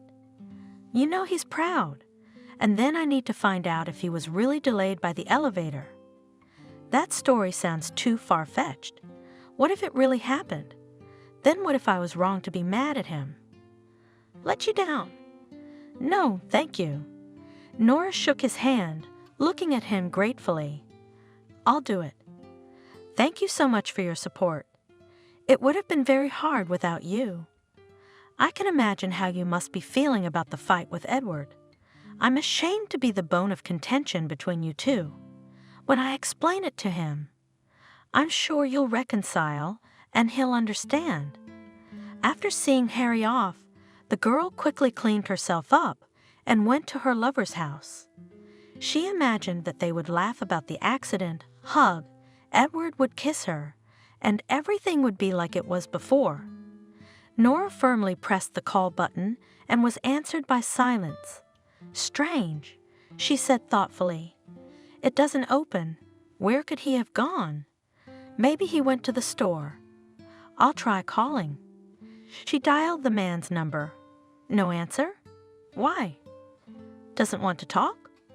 The girl still stood under the doors and then returned home. There her mother was already waiting for her. Daughter, where have you been? I'm exhausted. Why don't you answer the phone? I turned off the sound. I don't want to talk to anyone. Sorry, even to you, I wanted to be alone. Nora went into the living room without undressing, and sank down tiredly on the sofa. "Mom, he's not home. He's not answering my calls. What am I going to do? I feel so bad. Did you go to Edward?" My mother was surprised. "Don't you have any pride left?" I did.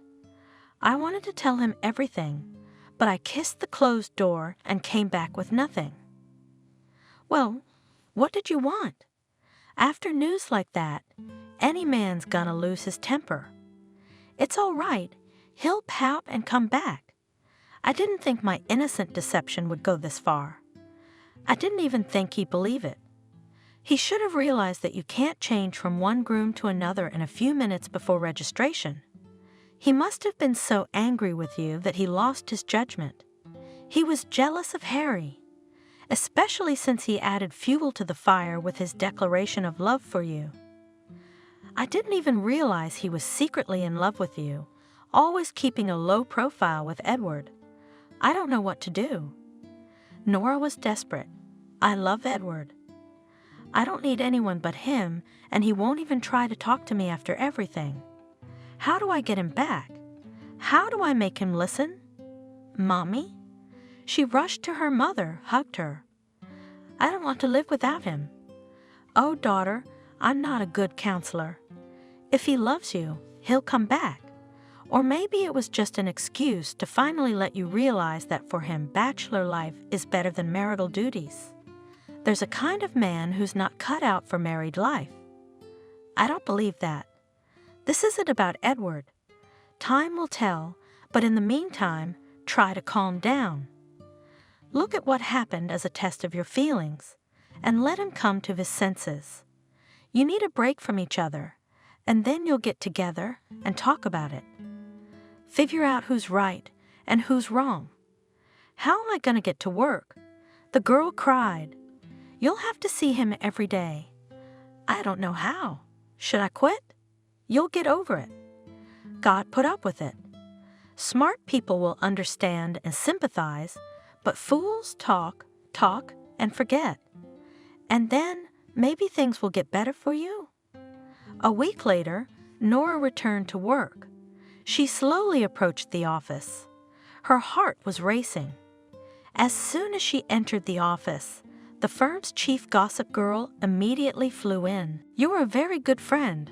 I'm sorry." Nora looked guiltily at Harry. "For dragging you into all this. I said the first thing I could think of, just to spite him. But I didn't think he'd believe it. And then he came at you with his fists." She put her hand to the man's cheek, which had a bruise on it. "Did it hurt? I'm so ashamed of Edward. So easily and simply doubting you and me, it hurts. I will never forgive him." "Nora," Harry took her hands in his, "I'm always here for you. If you need help, remember, just call me. I'd do anything for you. Anything you want, I'll do. You know how I feel about you, don't you? Harry, you're so good, but I love Edward and I can't help it. So what's next?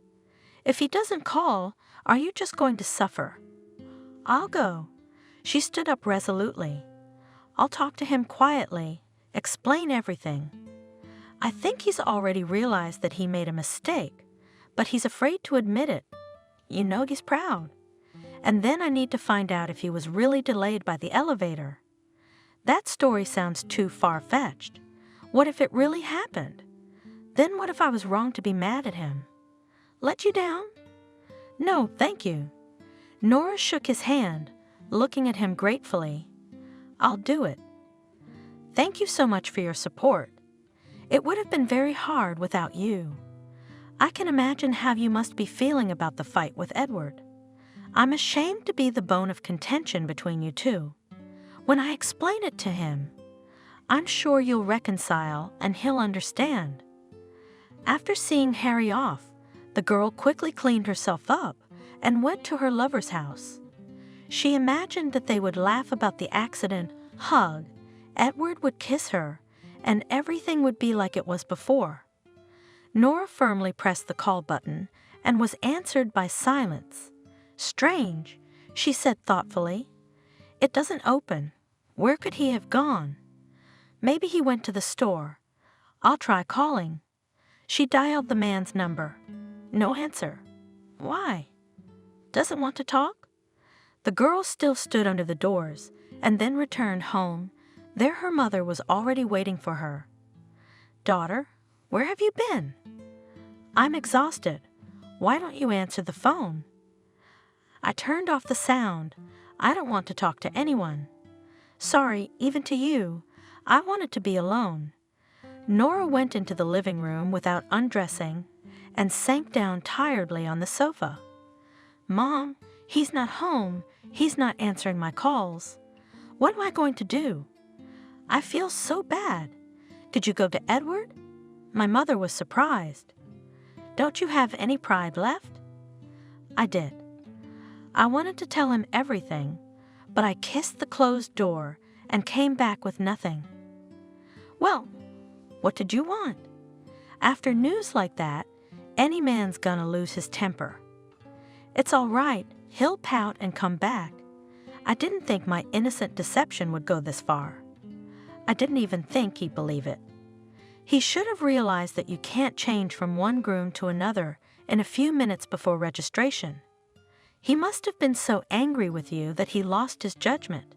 He was jealous of Harry, especially since he added fuel to the fire with his declaration of love for you. I didn't even realize he was secretly in love with you, always keeping a low profile with Edward. I don't know what to do. Nora was desperate. I love Edward. I don't need anyone but him, and he won't even try to talk to me after everything. How do I get him back? How do I make him listen? Mommy? She rushed to her mother, hugged her. I don't want to live without him. Oh, daughter, I'm not a good counselor.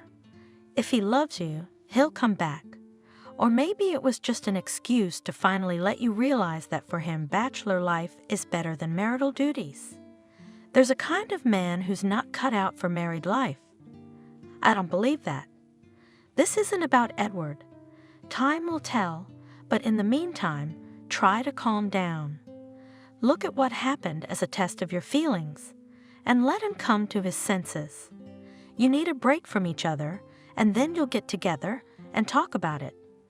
Figure out who's right and who's wrong. How am I going to get to work? The girl cried. You'll have to see him every day. I don't know how. Should I quit? You'll get over it. God put up with it. Smart people will understand and sympathize, but fools talk, and forget. And then maybe things will get better for you. A week later, Nora returned to work. She slowly approached the office. Her heart was racing. As soon as she entered the office, the firm's chief gossip girl immediately flew in. Nora. Wendy looked at her curiously. When I found out that your fiancé left you, right before the marriage ceremony, I almost went crazy. How could he do that to you? She looked at the girl with sympathy. Poor girl. I probably would have died of grief. But I didn't want to die, sorry. I was just speaking figuratively, no offense. I can imagine how you must be feeling right now. What happened? Why did he do that to you? We've had the whole office buzzing for a week, and we were supposed to celebrate your wedding today. How pathetic is that? Tell me, why didn't the wedding happen? I'm dying of curiosity. Did you find out he's seeing someone else? Yes, Edward and I didn't get married, but don't sensationalize the news. Why not? Why didn't we? Because he was late for the wedding. What do you mean he was late? The woman was stunned. Does that happen? As you can see, it does. He was late through no fault of his own. He was on his way to the wedding venue, but he got stuck in the elevator. Really? What a number. Wendy listened avidly to the story of Nora and Edward's breakup, her eyes almost bulging with surprise. So what now? Have you set a new wedding date yet? When? No, we've decided to break up. What do you mean, break up? You two are such a beautiful couple, and you've been together for months. This situation has made us rethink a lot of things. We decided it was best for both of us. Oh, that's a shame. But you two are so right for each other. I'm so sorry. I really sympathize. Breaking up over some stupid incident. Can't you make up? I'm sorry. It's been a busy week. Nora began to study the papers, trying to get rid of the annoying interlocutor. When she had everything she wanted, Wendy ran back to her room. Nora knew that now she would tell her colleagues in detail about the failed wedding, not forgetting to make up something. But she did not care. She caught sympathetic glances, and as soon as she walked into the office, the conversations died down. For a whole week, the entire office plankton had been discussing Nora's personal life. Why don't you ask? Asked a few days later, one of her coworkers, "Where's Edward? Don't you care where he's gone? Or didn't you even notice his absence? I'm not interested in knowing." Nora frowned, though she'd been curious about it for a long time. "We were going on vacation, probably still at sea. I'm the one who came back to work early." "No, he immediately after your spat wrote an application for transfer to another branch of our firm, and he was transferred. He didn't want to see you to avoid upsetting you more after what he'd done. So you really did not know anything." The woman pretended to be surprised. "I was sure everyone knew." "I didn't, and I don't care at all where he is now." Coldly, Nora replied, "I hope he doesn't come back here again. He left, didn't even say anything, and I was hoping I'd see him and explain everything." "Why did he do that to me?" "God, I'm such an idiot. Why did I just blurt out that I married Harry? Why didn't I listen to him? I attacked him at once, insulted him by mistrusting him. And he's good." She justified herself to herself. "He dropped everything and cut me out of his life." Nora? One morning, Wendy met her in the hallway of the firm and gave her a sly wink. "There were flowers for you, so I put them on your desk. Such an attentive man, and what a gorgeous bouquet." "Flowers?" The woman rejoiced, her heart snapped with happiness. "It's Edward. He changed his mind and came back." As if on wings, she ran to the office, grabbed the bouquet, pressed it to her chest, buried her nose in the flowers, savoring the fragrance. Then she opened the card and almost cried. "Dear Nora," she read, "I can't bear to see you suffer. I invite you to dinner at the restaurant tonight. Harry, did you like my present?" She heard behind her and flinched in surprise. "Yes, thank you." Wiping away tears, Nora answered, turning to the man. She smiled, though she wanted to weep at the top of her voice. "The flowers are beautiful. It's my pleasure, but it wasn't worth the expense. Do you accept my invitation?" The man asked insistently, not listening to any objections. "Harry," the woman hesitated. "I'm not in the mood for restaurants, you must understand. I don't feel like going out at all, and after work I have to go home right away. All urgent matters can be postponed for later." "I don't take no for an answer," the man said decisively. "Edward's gone. You can't stay locked up for the rest of your life. You need to relax a little, take your mind off things. You've had enough of being cooped up like a nun. Let's go out, it's no obligation, just a friendly dinner. I won't ask for anything in return. Can I afford to take a beautiful woman to a restaurant? I guess you're right." After some thought, she agreed. "Let's go out because I'm going to go crazy with worry." "That's great." Harry was happy. "Then I'll meet you in the parking lot right after work. I'm glad you said yes. I wanted to do something nice for you." He took her to the most expensive restaurant in town. "I've never been here before." "Robia," Nora remarked, looking around at the fancy furnishings. "Nora, Harry spoke softly, helping her to a seat at the table. His eyes glittered feverishly. His eyes were filled with desire. "I'd do anything for you, and the restaurant is just a little thing, just a good time." "Thank you. I appreciate your concern, but I shouldn't have spent so much." She was uncomfortable with the man's insistent stare. "Everything here is too expensive. I don't feel comfortable." "It's nothing. I should have told you a long time ago, but I didn't dare for fear of hurting you." "What do you mean?" Nora looked at him in bewilderment. "But I can't keep quiet anymore either. It's pathetic to watch you suffer because you've broken up with Edward and he's not worth your little finger. Haven't you forgotten how he treated you?" "I'll never forgive him for that." "How can you say that? Edward is your friend. After all, we're all entitled to make mistakes. I'm wrong too. Yes, he's my friend, but I care about you too. So it's my duty to tell you the truth. I can't keep silent any longer, knowing that you've been deceived all this time. I feel like an accomplice because I didn't say anything to you, because I didn't say anything. I don't know what you mean." Nora got a chill inside.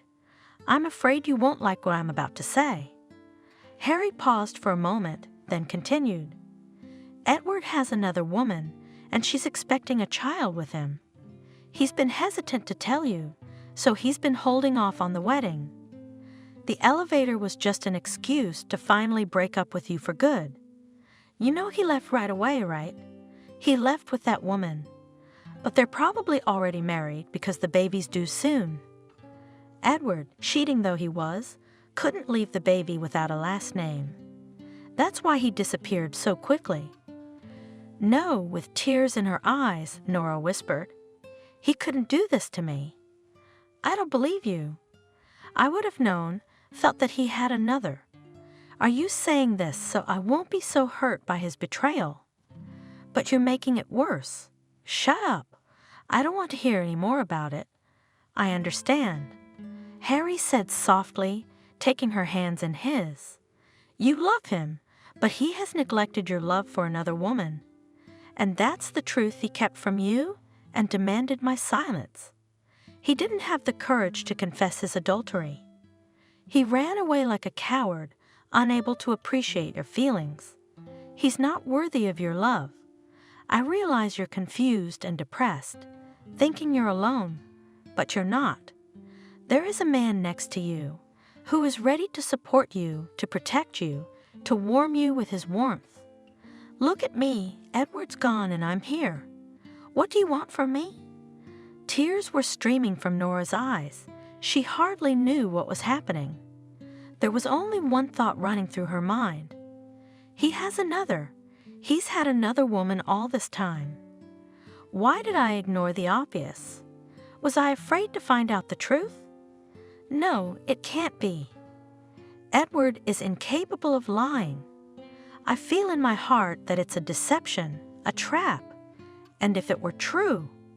She was tormented by the worm of doubt in her heart. "Nora," Harry caught her eye. "You know how I feel about you, don't you? If you agree to give me a chance to be there for you, to support you, to comfort you, I will prove that my love is stronger. I'll do anything to make you forget to even think about him. But I don't love you," frankly confessed the young woman. "And I don't think I'll ever love you the way I love Edward. Why do you need me? It doesn't matter." Harry hurried on, noticing the change in her eyes. First surprise, then doubt. "I assure you that my love is enough for the two of us, and in time you will love me too. Just don't refuse now. Think about it. I'm in no hurry. Promise to think about it. I don't need much, just to know that I have at least a modicum of hope that I'll feel the same way." And Nora suddenly realized that she needed a man's firm shoulder right now. Harry was so sincere that she believed him. "Yes, I promise to think about it." She answered the persistent bow. "Thank you." He sighed in relief and started kissing her hands. "You don't know how happy I am to hear you say that. I've always been jealous of Edward. Even in my mind, I was afraid to think of you in any other way than as my best friend's fiancé. And now I am free to look at you with tenderness, with love, and no one can stop me from doing so. You are my goddess. I am ready to pray to you." Nora blushed at such words. "Harry, you're rushing things." "Yes, I am. Because I've lost a lot of time envying other people's happiness, but now I won't miss the opportunity to make you mine." Harry wooed her beautifully. Nora had heard the office gossip about her and Harry's relationship more than once. Look at her. No sooner had the trail of one suitor gone cold than another appeared. She's not the least bit embarrassed to accept his advances. Some people are lucky. You don't know how to get one, but she has 2 suitors at once. What do they see in her? No skin, no face. Don't tell me she's beautiful, stylish. What's wrong with me? What's wrong with me? Maybe she knows some kind of spell for men. Let's ask her. Happy. Harry puts flowers on her table every morning, takes her to restaurants. But I don't think she's very happy about it. She's still pining for Edward. No, Harry's as good a groom as Edward. Nora was uncomfortable with such talk, but she tried to ignore it. There was indeed a bouquet of flowers waiting for her every morning. Why, Harry, why? It's such a waste of money. Don't. It makes me uncomfortable in front of my coworkers. I like it. It's fun, he told her. To please the woman I love, and I don't care about the people around me. You're giving food to the gossip mongers. So what? Let them envy you, but tonight we're going to the theater. He put the tickets in front of her. Harry. Nora shook her hands. It's been 100 years since I've been to the theater. Thank you. I knew you'd like it. The best reward for me is seeing the smile on your face. I'm happy I can take your mind off your sad thoughts for a while. I'm very grateful to you. Nora was embarrassed when, at times like this, Harry tried to hug her and kiss her. She wanted to be more affectionate with him, but something kept stopping her, and in the evenings, alone, she cried into her pillow and remembered Edward's kisses, which gave her goosebumps, as if she were in his arms. Harry had been paying attention not only to Nora, but to her mother as well. What a man! She admired Harry when he once again presented her with a small gift and flowers. Attentive, caring, and he loves you, you can tell. What more do you want? What do you want? That's the kind of man every woman dreams of. Is one better than the other? What do you see in Edward? Where is he now? No one knows. Never heard from, never seen. Vanished, as if he never existed, and Harry's always there. If he proposes, don't you dare refuse. There's no such thing as a man on the prowl. Mama, I don't love him. How can you marry without love? You'd be fooling him and yourself, and then you'd suffer all your life. So what is she going to suffer? There's your love. How did it turn out? Tears and sleepless nights. Have you seen yourself in the mirror?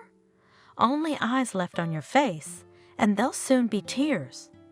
The main thing is that the man loved, and you respected him, and then you will not notice how you fall in love. Such a man is easy to love. It was 6 months before Edward disappeared. One day Harry, waiting for her after work, said, "I've asked our director for a few days' vacation without your consent." "Why?" Without looking at the man, Nora asked. "I'm not going anywhere. I bought a vacation home. A change of scenery won't hurt you. I can't look at you without crying." And then, he smiled enigmatically. "I have a surprise. Shall we go? The hotel's booked. They're waiting for us. By the way, your mom approved the trip." "Okay, let's go." With a sigh, the woman agreed. "Just promise me if I don't like it, we'll come back right away?" "Deal." Cheerfully, the man replied. but I'm sure you will still be begging me to stay there. Vacation in Sosnovy Bor, on the shore of a picturesque lake, did its job. Nora was revitalized, smiling more often. How grateful I am to you for bringing me here. The woman confessed once, admiring the sunset. The dark surface of the lake had a calming effect on her. I knew you'd like it. It's nice and quiet here. No one is whispering behind your back, discussing your personal life. It's a shame we can't stay here forever, but we can always come back. The last night they sat at the restaurant for dinner. Nora, do you know how I feel about you? I've waited a long time for this moment, and now I've made up my mind. He took a velvet box out of his jacket pocket, opened it, and said solemnly, "Marry me. I promise you will never regret that you said yes to me. I love you very much, and I hope one day you'll say those words to me too. Why aren't you saying anything? Do you agree?" "Yes," Nora answered decisively. "I agree to marry you." Harry rejoiced. He put a small diamond ring on her finger. "My beloved," holding her hands in his and looking at her admiringly, said the satisfied groom. "We have many beautiful days ahead of us without cloudy family happiness. You don't realize what a gift you have given me by accepting my proposal." Nora didn't feel particularly happy about the upcoming wedding. "I'll try to love him in time," she consoled herself. Mama was right. It's a win-win situation. Who else would I wait for? And Harry, here he is, kind, gentle, tender, affectionate. What about Edward? It's a pain in my heart.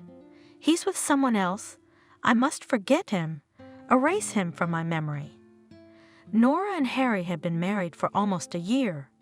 He was madly in love with her, trying to win the young woman's affection. He gave her gifts, took her on weekend trips, bought her a car. Alas, Nora did not reciprocate. "I don't see any joy on your face." Her mother was so impressed with her. "Harry would go to pieces to get any sign of attention from you, and you can't get enough. What do you want? Why do you torture him?" "Mom, I don't know why I married him. I don't feel anything for him. It's been a year, and we're like strangers. I think we made an irreparable mistake getting married. He played on my loneliness after I broke up with Edward. I didn't realize what I was doing, and I don't know how to fix it now." "What? Are you crazy? Is this how you respond to his concern? Is it hard for you to be nicer to him? He's a good man, and he deserves your attention. He wants kids. So give him a child. Then the stupid thoughts will go out of your head. You're the one who's doing nothing. When you have a baby, you won't have time to think about silly things. Children bring us closer together. How can I have a child with a man I don't love? Do you want him to be miserable like his parents?" "No, I'd rather be alone. What are you making up?" The mother was indignant. "You're ungrateful. I don't know how Harry still puts up with you. If I were him, I'd have dropped everything and run away." "Mother, how can you talk to me like that? I was hoping you'd be supportive. You're my daughter, but I can't bear to see you both suffer. And it's all your fault. Do you know how many families live without passion for each other? And they have babies. Did you and Dad ever really love each other?" We're different." Mother was embarrassed. "So do I, Mommy. I want to wake up and fall asleep in the arms of a desirable man and not shudder at his every touch. I think I'm gonna go." She immediately got ready and went outside. It was a beautiful spring day. Nora wandered aimlessly through the city, remembering the unpleasant conversation with her mother. "Nora?" Suddenly she heard a familiar voice and shuddered in surprise. "Hello. Edward? Hello. I didn't expect to see you here. I heard you'd gone away." "I did, but now I'm back, and I'm very glad to see you." He looked at her carefully, his eyes shining with happiness. "How are you living?" "I'm fine, and you?" "Can I congratulate you?" "On what?" Perplexed stared at her former fiancé. "What did you have, a boy or a girl?" "What are you talking about? I don't understand you." "Harry said you were supposed to have a baby." Edward stared at her, frozen with amazement, and he gradually began to understand her words. "I don't know why he thought I was supposed to have a baby, but I think we should talk to you." "Don't you think?" "Yes, you're probably right." The young woman agreed. "I'd like to get some answers to some questions. There is a great cafe nearby. I suggest we go there and have a cup of coffee to our chance meeting." In silence, they reached the cafe and ordered. "You've lost weight, Pale." Edward noticed. "Tell me, how did you know I had a child? When you disappeared without telling me, Harry said you'd gone off with the mother of your child, that all this wedding stuff was just an excuse to get rid of me. What are you talking about?" Edward was indignant. "I was madly in love with you." "Yes, I was afraid of losing my freedom, but that's the fear of a bachelor. I couldn't imagine life without you. How could you even think that about me? Why would I deceive you? I never had any other woman. I only wanted you. And yet, you immediately believed that I changed my fiancé at the marriage ceremony. So you didn't trust me. Jealousy blinded me. I realized later that I was wrong. I realized I had wronged you undeservedly, but I couldn't get over my pride. I was hurt when you refused to believe the elevator story. So we both overreacted? That's what it turns out. I was really sorry I left so soon. I wanted to come back, but I found out you were married. I never would have married if I hadn't known you had another woman. Harry assured me you'd been with her a long time, and then told me you were having a baby. This news completely threw me off balance. I had no reason not to believe him. I was confused, I was all alone, and the resentment I felt for you all blurred. So what do you mean, Harry lied to me? Of course he did. Why would I want some mythical woman? I didn't want to live without you. I was just angry that you chose my friend over me. Anger and jealousy are bad counselors. I chose to run away instead. I realized it too late. I should have trusted you. And you. But Harry assured me so convincingly that you had another woman a long time ago. Why would I want another woman? Edward asked quietly, taking Nora's hands in his. I still love you. She felt goosebumps run up and down her body at the man's touch. She'd never felt anything like it when Harry touched her. We've wasted so much time speculating about each other and haven't taken the time to sit down and talk. Say, begging, looking at her, Edward asked, can you ever forgive me? This year has been like a dream. I've been very unhappy without you. Don't you have any love left in your heart for me? I thought I had fallen out of love with you because you cheated, but now I realize I still can't live without you. Everything between Harry and me was a terrible mistake. Darling, exclaimed the joyful Edward. The cafe patrons looked at him perplexedly. You can't imagine how much I've missed you. I don't want to let you go. I want to kiss you, caress you. Why don't we run away from here? Get a hotel room. Let's do it. Goodbye, laughed Nora. I missed you too. It's a shame we lost a whole year because of stupid grudges, but we can make up for it. Edward looked tenderly at the young woman and could not get enough of her. He caressed every feature of her face with his gaze. Waiter! Keeping his eyes on his beloved, he called out to the young man, bring the bill. They left the cafe, holding hands, got into a cab, and went to the nearest hotel. There they took a room, turned off their cell phones, and began to enjoy each other's intimacy. Margaret, Entering his mother-in-law's apartment, Harry asked her from the doorstep, "Do you know where Nora is? I can't get through to her. She's turned her cell phone off for some reason. She should have been back by now. I hope nothing's happened. When was the last time you spoke to her? We had a fight. The woman admitted it. And she left. I don't know where she went.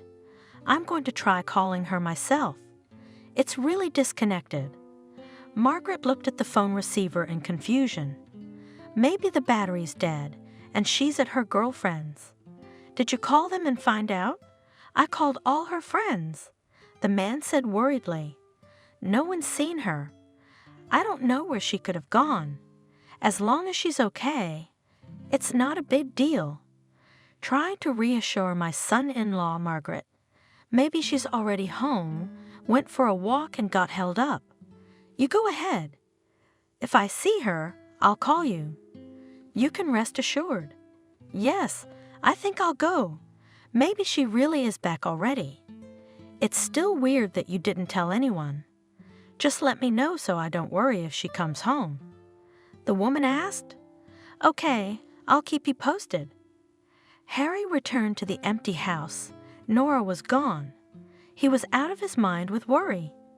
He was about to run to the police station when the key turned in the lock and Nora appeared on the doorstep. "Where have you been?" Her husband exclaimed indignantly, looking at her indignantly. "I've been looking all over for you. Margaret is worried. I'm not going to report to you." Nora replied calmly, "I'm a free woman. Do I have the right to be alone? You're a married woman, and I'm your husband. I need to know where you've been. You won't be a husband for long." The young woman remarked, "I'm filing for divorce, and this issue is out of the question. Do not try to dissuade. I've already tolerated a whole year, but now I've finally made up my mind. We can't be together." "What?" The man screamed. "Explain to me what happened in the few hours you were away from home." "What fly bit you?" "Are you drunk?" "I met Edward." Nora answered. "He told me everything. It turns out you've been lying to me all this time. He's never had a woman, and he's never been a happy father. Why did you make all that up?" "I don't understand." "You don't?" Harry clenched his fingers into fists, so white his knuckles turned white, his eyes bloodshot. "And I'll tell you, it's all because of you. Edward has always had the best in life: a job, a car, an apartment, a woman. Everything was easy, and I had to make my way through life the hard way. He's the lucky one, and I'm the loser. But now I have the most desirable woman in the world, and no one can stop me. It was worth it. You're my wife. He gave you up, and I'm not going to share you with anyone." "You're crazy," Nora said in horror. Her heart clenched with fear. She was afraid he was going to hit her. "Yes," Harry's eyes burned with feverish fire. "I've gone mad with love for you." "Is that a crime?" "I won't give you to anyone, do you hear? You will stay with me. I won't let anyone else have you. No one will love you as I do. Edward is not capable of that kind of love. You're mine, do you understand? Mine and no one else's. I will destroy anyone who gets in my way. Harry, I don't love you and I never will. I've always been honest with you. Why torture each other? But I love you. That's enough for me. Let me go, please." Nora begged. "We're both suffering." "No way. I won't give you a divorce. You'll stay here with me. And if anyone dares to take you away from me, I will stop at nothing." Nora was scared, not for herself, for Edward. "All right. Calm down, please." The woman realized it was best to backtrack now. "I'm not going anywhere." "Good for you." Satisfied, Harry slowly began to calm down. "Why do you want that traitor? You think he's changed. You'll thank me for saving you from him. Have you forgotten how much you suffered? How I pulled you out of your depression? No, I won't let him anywhere near you." That evening, after waiting for Harry to fall asleep, she locked herself in the bathroom, turned on the water, and called Edward. "If you could have seen it," she told him. "What did he look like when he found out you were back?" "I've never seen him like that." "Do you want me to talk to him myself?" the man asked. "I'm begging you." "Let's just leave it as it is for now, shall we?" she asked. "I'll try to talk to him again, only a little later. He must realize that it's impossible to live with someone you don't love. You could just leave with me." Edward suggested it. "Leave him, let him live his life as he likes. After all, you can get a divorce through the courts." "No, I don't want to do that. I've got to get him to sign the petition." Time passed, and Harry never let his wife out of his sight, supervising her at home, at work, accompanying her everywhere. Nora couldn't find the right occasion to talk. "Why are you so pale?" One day Harry asked, concerned about his wife's condition. "I've been sick this morning," she confessed. "Are you ill?" "No, it's something else. I'm pregnant." "You're pregnant?" Nora saw her husband's face change. "With what?" "Tell me, bitch." He grabbed her shoulders painfully, pushing her against the wall. "Don't touch me," the woman said warningly. "You yourself always wanted children." "Oh, I see." It suddenly dawned on Harry. "You slept with him." "Cheated on me? How could you get mixed up with that traitor again?" "After everything I've done for you?"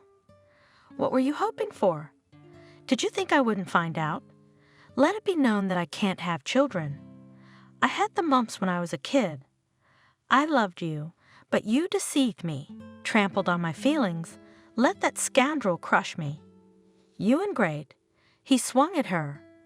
Nora squirmed, expecting him to hit her, but instead, he slammed the room door with all his might. Shards of broken glass spattered pitifully. "Yes, I cheated on you, and I wasn't going to hide it." Nora looked directly at her husband. "I'm asking you to give me a divorce. Let's part amicably, let me go. How could I have been so wrong about you?" Harry looked at her with regret. "I thought I was the best of women, and you're just like everyone else. It's all Edward's fault. He has to go away." "Yes, when he's gone, will you stop thinking about him and love me?" "No." Nora shrieked in horror and tried to hold Harry. "You wouldn't dare hurt him." "Stop it, Harry. You're making a terrible mistake. I'll never love you anyway. I was grateful for this year until I found out you told me the truth. How are you better than Edward? Don't you dare compare me to him."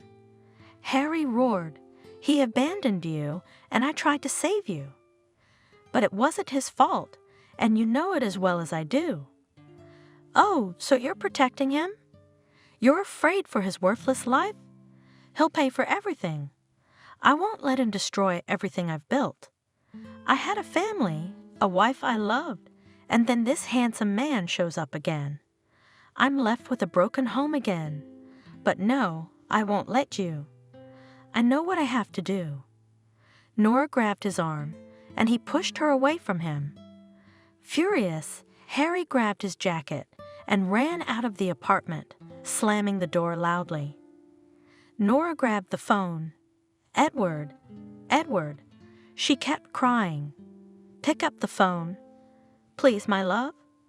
"I wouldn't survive if anything happened to you." But the man didn't answer. "What should I do?" "I have to warn him somehow. Harry's capable of anything in his condition. What am I supposed to do?" "I have to go to him." "Right. What am I doing sitting here?" "Cab. Yeah, we should call a cab," she said as she dialed the number of the cab service. "Hello, young lady, would you have a car, please?" The woman gave the address. In a few minutes she was already sitting in the car, continuing to dial her lover's number from time to time. Her anxiety was growing. Not remembering herself, she went up to Edward's apartment. "Oh my God," she said when she saw that the door to the apartment was ajar. "Am I too late?" Her insides were shaking, and on unbendable legs, she strode into the living room and cried out desperately, "Edward, my love." The man was lying on the floor in a pool of blood. She fell to her knees in front of him, fumbling for a pulse, frantically dialing the ambulance number. "Ambulance?" Crying, Nora shouted into the phone. "A man is dying here. Help me, quick." "Edward, are you alive, my dearly beloved?" The woman stroked his hair, leaned over and kissed him. "Say something, I beg you. Call me back. Don't die. Don't leave me." The man was silent. His face was dead pale. The doctors arrived about 10 minutes later, quickly assessed the situation. "Who are you to the victim?" The doctor asked sternly, "And how did you get into the apartment?" I'm his fiancée. The apartment was open, so I went in. The victim's head is smashed and he's unconscious. I'll have to call the police." "Yes, do what you have to do. You'll have to wait for the police to arrive and tell them what happened. But I didn't see anything. I came in and Edward was already on the floor. You'll still have to explain yourself to the police. We can't stay here. Your friend needs to be in intensive care right away. But I wanted to come with you. Your fiancé is still unconscious. You're more important. Come back later when he comes to his senses." The doctor gave me the address of the hospital. Nora was afraid to be alone in the apartment, afraid that Harry might come back. The young woman flinched when the doorbell rang. "Open up, police." She heard it and opened the door. The police inspected the apartment. They found no signs of forced entry, nor did they find the crime weapon. Who could have done it?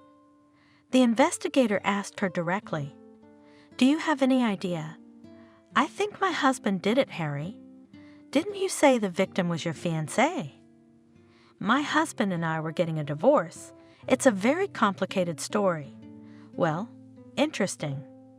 The coroner sat down in a chair in the living room, put his foot on his leg. "Tell me your story, young lady, in detail." Nora told everything, starting with her and Edward's wedding. "So you think your husband might have hit Edward?"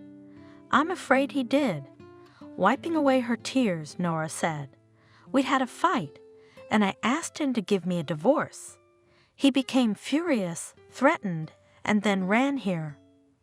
I didn't have time to warn Edward." "And where is Harry now?" "You don't know." "Did you call him?" "No, I never saw him again." "Do you have a key to this apartment?" "No. The door was open when I got here." "The landlord must have let him in if the door was intact." Of course, Edward didn't feel threatened because they were best friends. "Okay, we'll figure it out, but you guys be careful. Your husband seems to have some mental issues. Have you noticed any signs of aggression before?" "No, just today. Usually he's always calm and composed. I don't know what's gotten into him. He took the news of the divorce very painfully, but I didn't expect such a reaction from him. I think that kind of aggression, sooner or later, would have manifested itself towards you or someone else. It happens that a person behaves like a perfectly healthy person, but one day a trigger goes off and he can no longer control himself. Apparently, that trigger was the news of the divorce, so you'd better find somewhere to stay until we find Harry. I'm afraid you might be in danger, too." "No." The woman said, "He won't touch me. He loves me too much." "I wouldn't be so sure." The man shook his head doubtfully. The investigator left. Nora closed the apartment and drove to the hospital. "You can't see him." A nurse tried to stop her. "He's in intensive care. They won't let anyone in." "Leave your number. We'll let you know when the patient comes to." "Please, I'm begging you. Will you let me stay with him?" "I'll be quiet. I won't interfere." I want him to see me first when he opens his eyes. I can nurse him. All right? The girl's given up. Just put on a robe.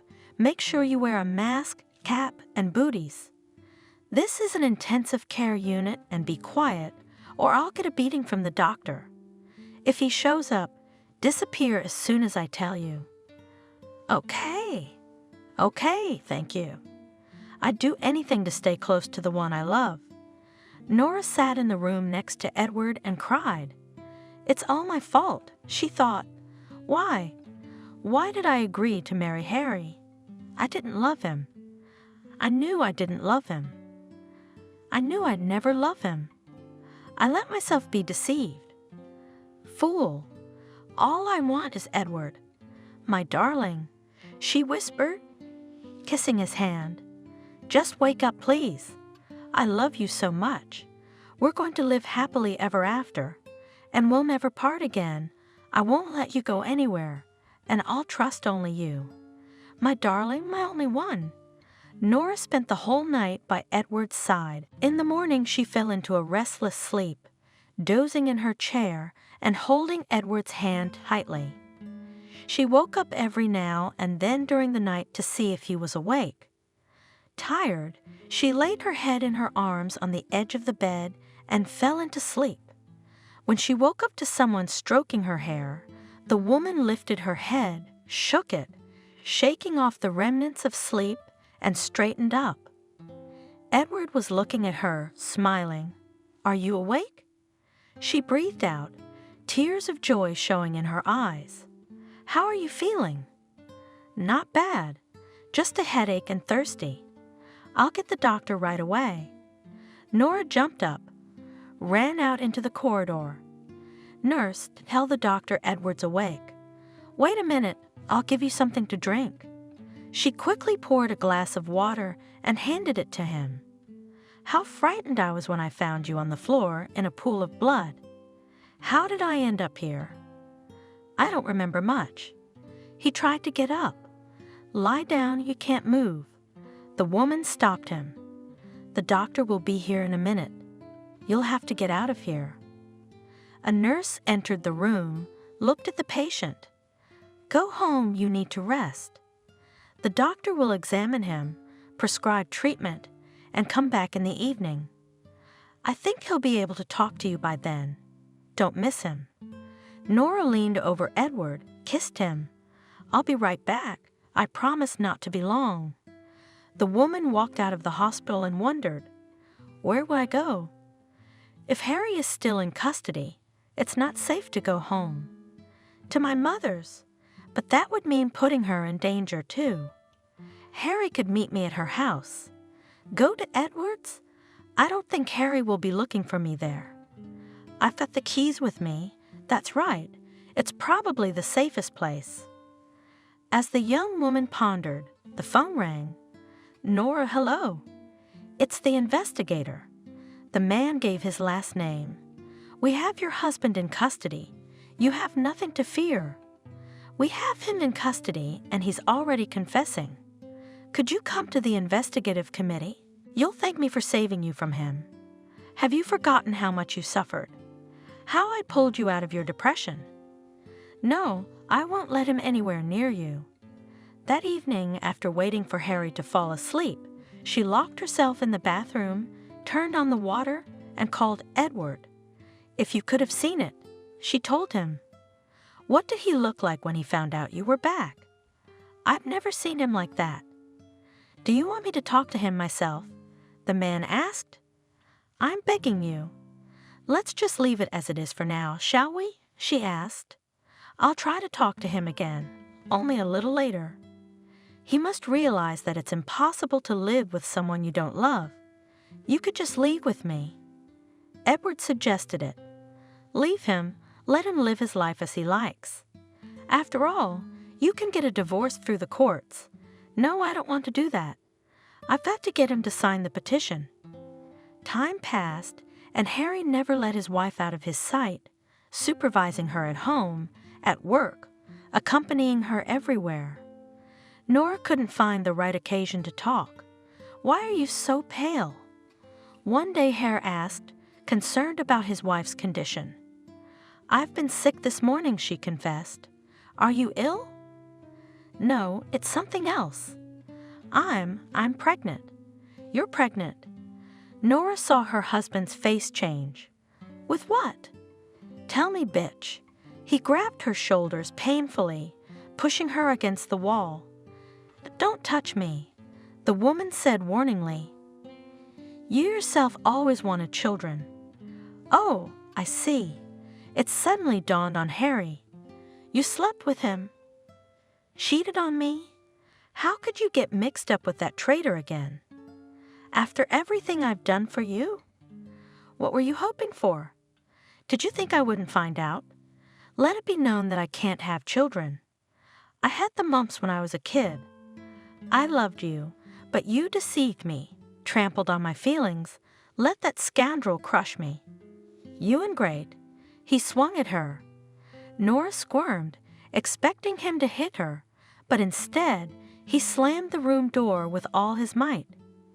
Shards of broken glass spattered pitifully. "Yes, I cheated on you, and I wasn't going to hide it." Nora looked directly at her husband. "I'm asking you to give me a divorce. Let's part amicably. Let me go. How could I have been so wrong about you?" Harry looked at her with regret. "I thought I was the best of women, and you're just like everyone else. It's all Edward's fault. He has to go away."